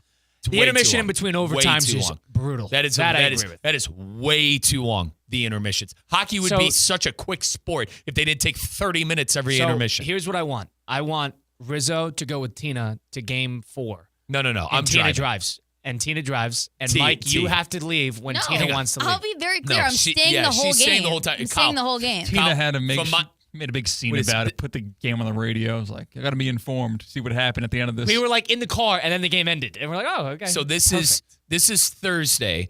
and Tina's wrong here. She I'm knows gonna she's be wrong. live. We had to leave. We're There going to be was no- live.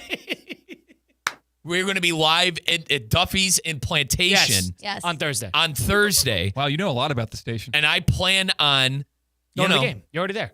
But I plan on driving. That's the thing. I plan on driving No, I'll be my driving car. myself. I don't Yeah. want to Yeah, have T. to leave early and then be Yeah, upset. I'd be a bad friend. Colin goes, "Are you upset?" After when we were walking, Yeah, I was she like, was. "Yes, I wanted to be here." I'd be a bad friend. I'd be a bad friend. I did feel bad. 'cause If I- I do feel like I dragged And- you but- out of but there, real- but it made me feel You better. did that drag fact. me But out like, of there. I'm happy that I did not carpool with you guys last. Realistically, at the end of the third period, I said, guys, I would be leading the charge if we got to go home. It's the start of the third period. It's 5-1. Let's go home.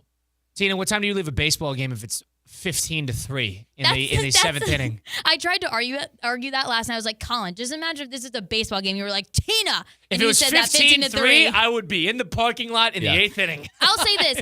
Kyle, selfishly, sixth inning. Selfishly, it was like I would leave other sporting events early, and selfishly last night, like I like going to hockey games and watching hockey games. So like selfishly, I was like, no, I want to be here the whole time. Like I enjoy watching this, and that the fact that I'm in the building for this. So yeah, I would leave probably other events early, but last night because I was there, I was like, I want to stay here. I feel like it wasn't communicated before we agreed to the terms of the carpool Hey, that wait you a second. graciously. When Theo She's Dorsey was driving, leaving, though. We play by her rules. When Theo Dorsey was leaving, I said, hey, like y'all can go with him. I said that to you, CCAT. That also was never said. When I did he said leave? that to CCAT, and Time you out. jokingly, That's also- yes. Did she It say that was, to you? it was said to me, but I'm not going to allow you to offer something from Theo. When did- and I take you You up could on have that. asked him though, and I bet you Time out. Theo Dorsey would When- have I said never like, heard that. totally I never fine. heard that. When I never did he heard leave? When did Theo leave? Probably like 15 minutes before we did. Okay. All right. So he stuck around for the third period? Yes. that. Yeah, he was. I think he left right before the brawl. So I think he was down below for the brawl. Okay. So that all I'm saying is, I felt bad. I did. Good, you should. Hold on. I didn't say I should. I do feel bad. Good. Because I was right. No, you weren't. How was the drive home?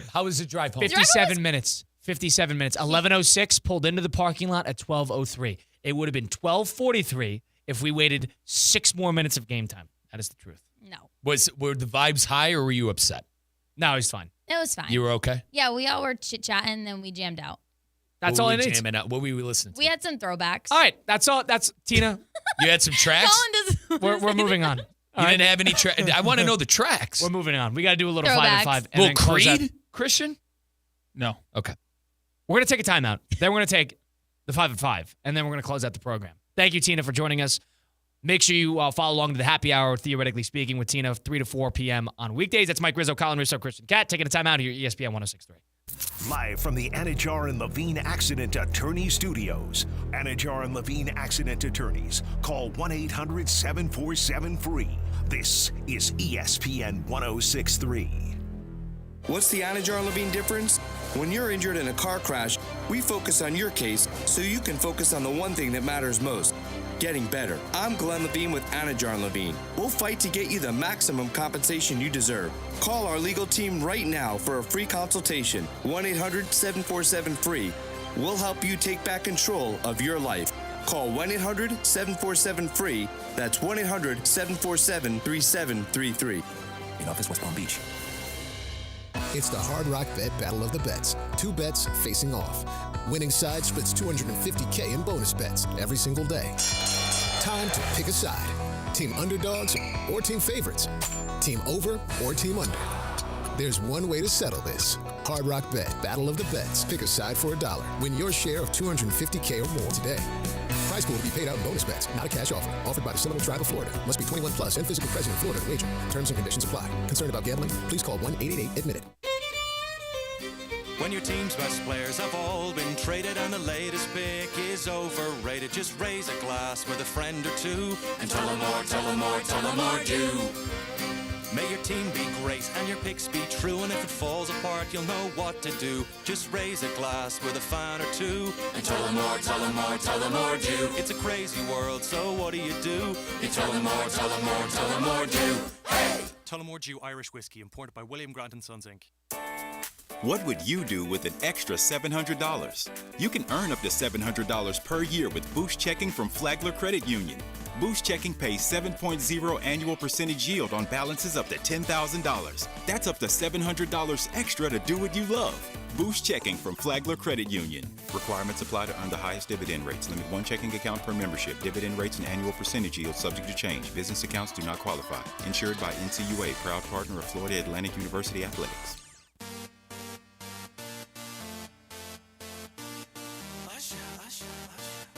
Yeah, man.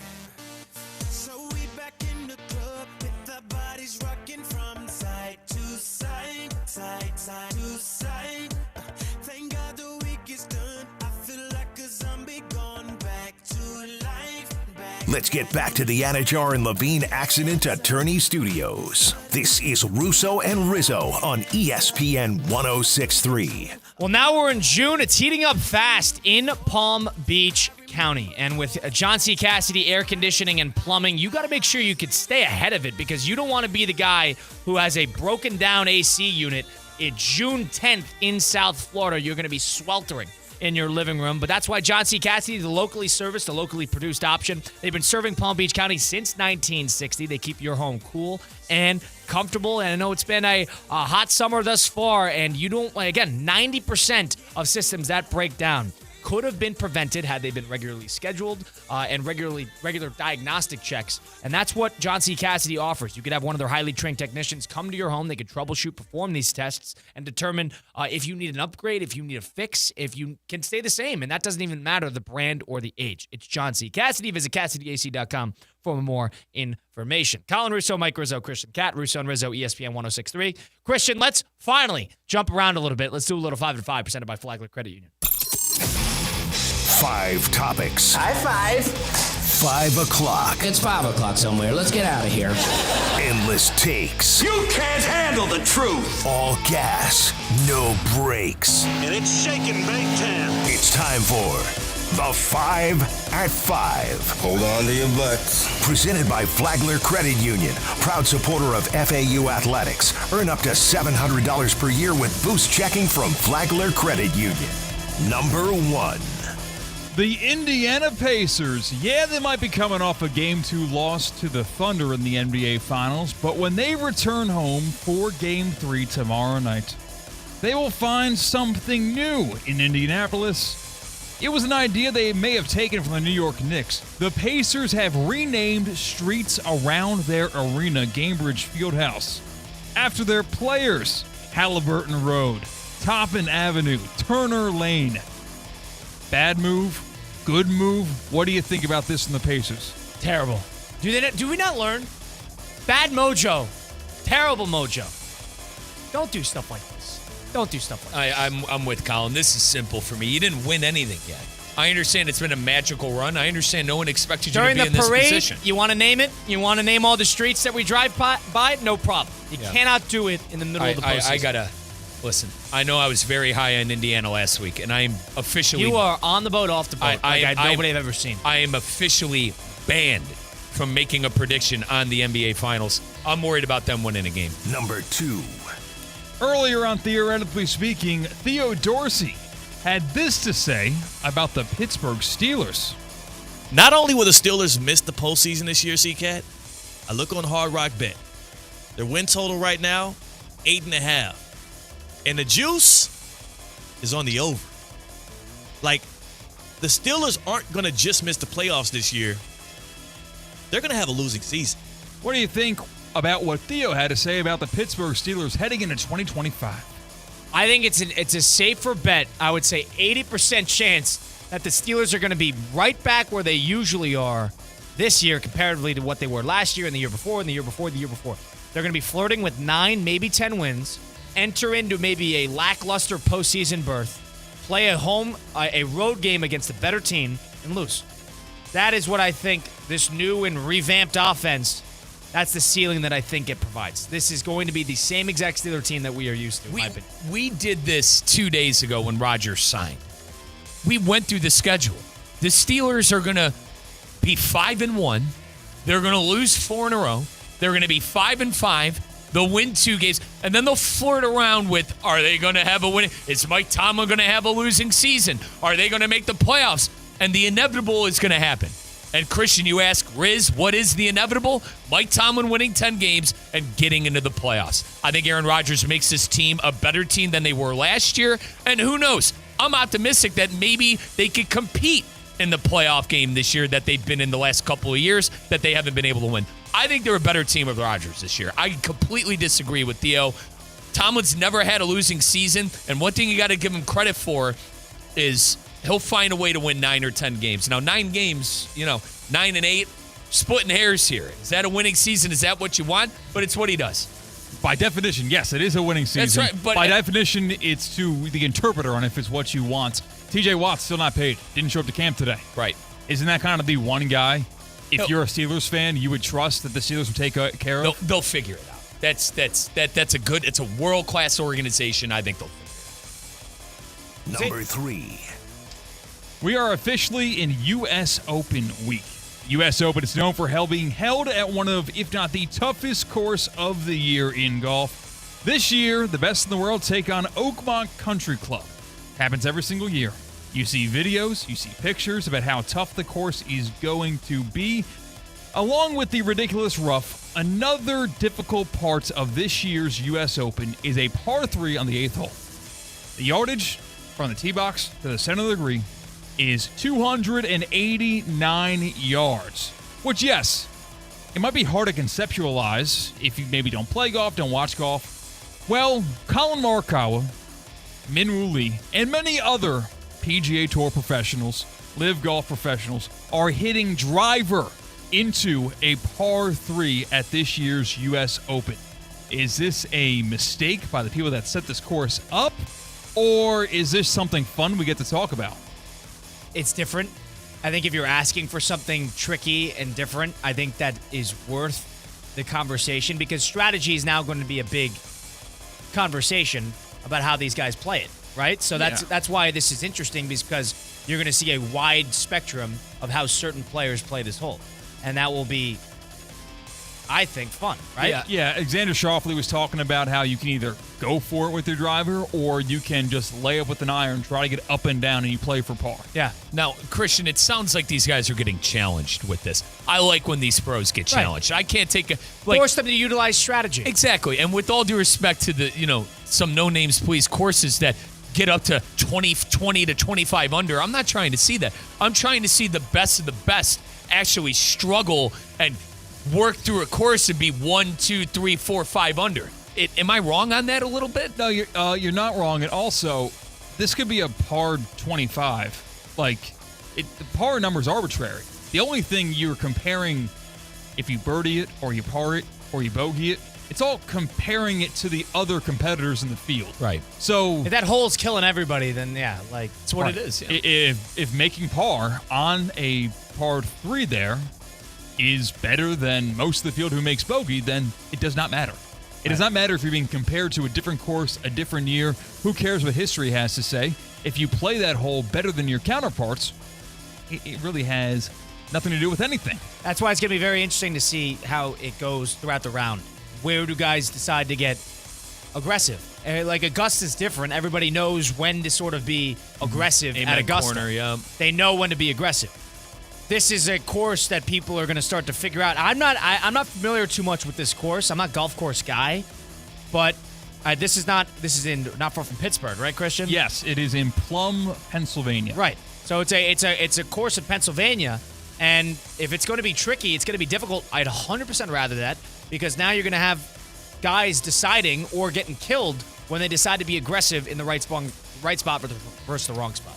I go back to wanting them to get challenges. Sounds like golfers are going to be complaining about this course all week long. So they asked a bunch of guys who are competing in this year's U.S. Open that if they could right now sign for even par. Like if they just said, on Sunday, that will be your score, would you take that? Everyone said yes, except for Colin Morikawa for some reason. Everyone said that they would take even par right now today and not chance it by trying to do better than that.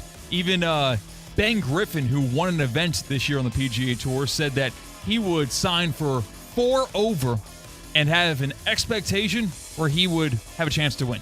Wow. Like, we are going to see a bloodbath over the weekend starting on Thursday. It's going to make for good television. I kind of like with these majors, something separating each. Of course, we know with the Masters, it's the iconic course with the iconic history. Of course, we know with the British Open, it's in the UK. Iconic courses there, but it cycles around a little bit, and there's other tradition there. And with the U.S. Open, these guys are going to get their butts kicked. Right. That's fun to watch. I like seeing frustration. I like seeing numbers like 9 on a scorecard of a PGA Tour professional. To that credit, I can't take a minus 15. I can't take that serious. Well, that's the majority of the tour. That's what I mean. Like in between majors is where they go to these courses and they tune it up.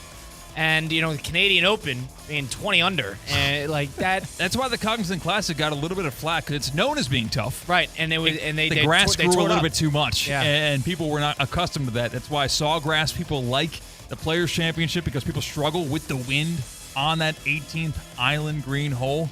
And one other side note, do you like the move that Bryson DeChambeau pulled when he got to Oakmont? He pulled into the parking spot that is designated for the reigning, defending U.S. Open champion. He won at Pinehurst last year in a very, very, very exhilarating finish. He had the trophy in his hand when he got out of the driver's seat. Is that too showy? That's a little old Bryson, because Bryson went through this whole public image routine where he's trying to fix the way the golf community thinks about him, because he was like that, rubbing it in your face. That was what Bryson was, 2-3 years ago? And then he sort of had this little flush of trying to turn into a more classic golfer, and now he's walking in with the trophy. Can I knock it? No. I think golf needs a little bit of that. Yeah, I don't know. People want, is Scheffler boring or is Bryson too much? I mean, what do you want, right? Right. If Scheffler's too boring and then all of a sudden this guy's trying something different, we're going to knock him now? Is there a happy medium we're missing? Not everybody can be Tiger.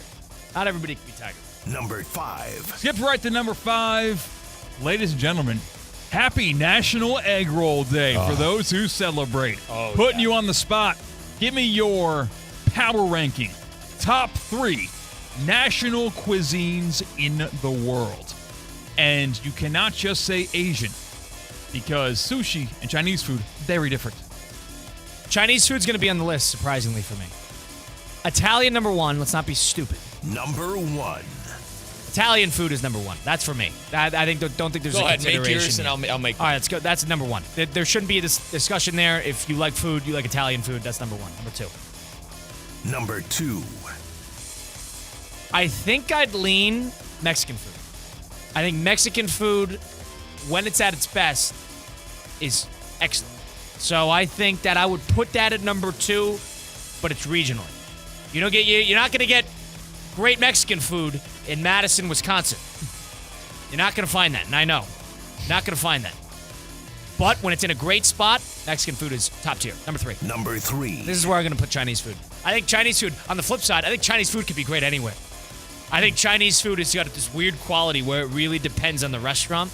I put Chinese food there. I'm a dumpling guy. I love the lo mein. I love that stuff. I'm a big Chinese food guy. It's a little greasy, but in the right time, the right moment, I think Chinese food is great. That's my top. All right, my number 1. Number 1. I mean, Colin hit the nail on the head. If your favorite isn't Italian food, I got some serious questions. You need to go to my Ama's house in Middleburg, Ohio, and have some of her pasta if it's not number 1. Is that an open invite for everybody? So Italian food is number 1. Number 2? Number 2. It's got to be... It's because I'm struggling here. I'm grasping at hairs between Chinese food and Japanese food. I'm going to go Japanese. I think the steak from a Japanese restaurant is fantastic. You get true. the Wagyu. You loop in hibachi and sushi, Yeah, that is a dynamic pick and roll. I am going number 2, Japanese food. Number 3. God, I'm a sucker for some burritos and chips and salsa. I could eat my weight in queso, guacamole, salsa. Give me a wet burrito with, meaning a wet burrito, give me the beans smothered in it, give me the rice on top of it, and everything stuffed in the burrito. No Names Please restaurant on Clematis Street, Unreal Wet Burrito. Go check it out. And then I am a you sucker. didn't say the name. I am a sucker for Chipotle. I will say that name. I would be, let's see, guys. So the national cuisine we're taking is Chipotle. Hang on. You guys know I'm in the middle of losing weight. I'm in a great spot right now. If I didn't eat Chipotle twice a week, I'd probably be 15 pounds lighter. That does not count as Mexican I eat my food. weight in Chipotle. I don't know if that's Mexican. That's a little disgraceful. I eat my weight in Chipotle. That's the not Mexican guacamole is, honestly, God, the most underrated part about Chipotle is the guacamole. It's unbelievable. All right, so Sbarro, that's Italian food? I don't think it's comparable, personally. Yes, it is. I think Chipotle is a lot better quality than that comparatively to the ethnicity of the cuisine. Is the Chick-fil-A mac and cheese Italian food? Stop it. Pasta. Mac and cheese isn't Italian food. That's macaroni. Is that American or German? My family's Italian, and they eat mac and cheese. Are they not Italian? We're missing the boat here. I don't know. No. I think I'm Mexican. I'm not trying to slight your family. I don't think mac and cheese is an Italian food, Christian. Just because they eat it doesn't mean it's an Italian food. Right. Who decides that? This guy's a gatekeeper. Right. Am I gatekeeping? Christian, you're 1, 2, 3. Quickly, I probably go. Number 1. I'm a hibachi maniac. I love that, and I almost forgot about it when it came to Japanese food. And I love sushi. So I'd go Japanese 1. I'd go Italian number 2. Number 2. Going to Italy, kind of refound my love for it. Capri salad, number 1 in my heart in terms of any type of salad. And number 3, I don't know. American Let the food. nations fight. You know what? You're actually right. Number 3. American food is correct. Absolutely. Cheeseburgers, ribs, you name it, they got it. Burger. Dogs. Come on. Not Barbecue. not coleslaw or anything cold. Cheese puffs. You hate. If you went into that production room with a bowl of potato salad, Christian would puke. Oh, disgusting, yeah. Christian Cat, Mike Rizzo, Colin Russo. It's been Russo and Rizzo saying so long. We'll be back at it with just Mike and Christian, I believe Theo. That's tomorrow, 4 to 6 p.m. right here on ESPN 106.3. Duffy's Sports Grill is raising a glass to the class of 2025. Every graduation deserves a party, and Duffy's is the place to celebrate. Reserve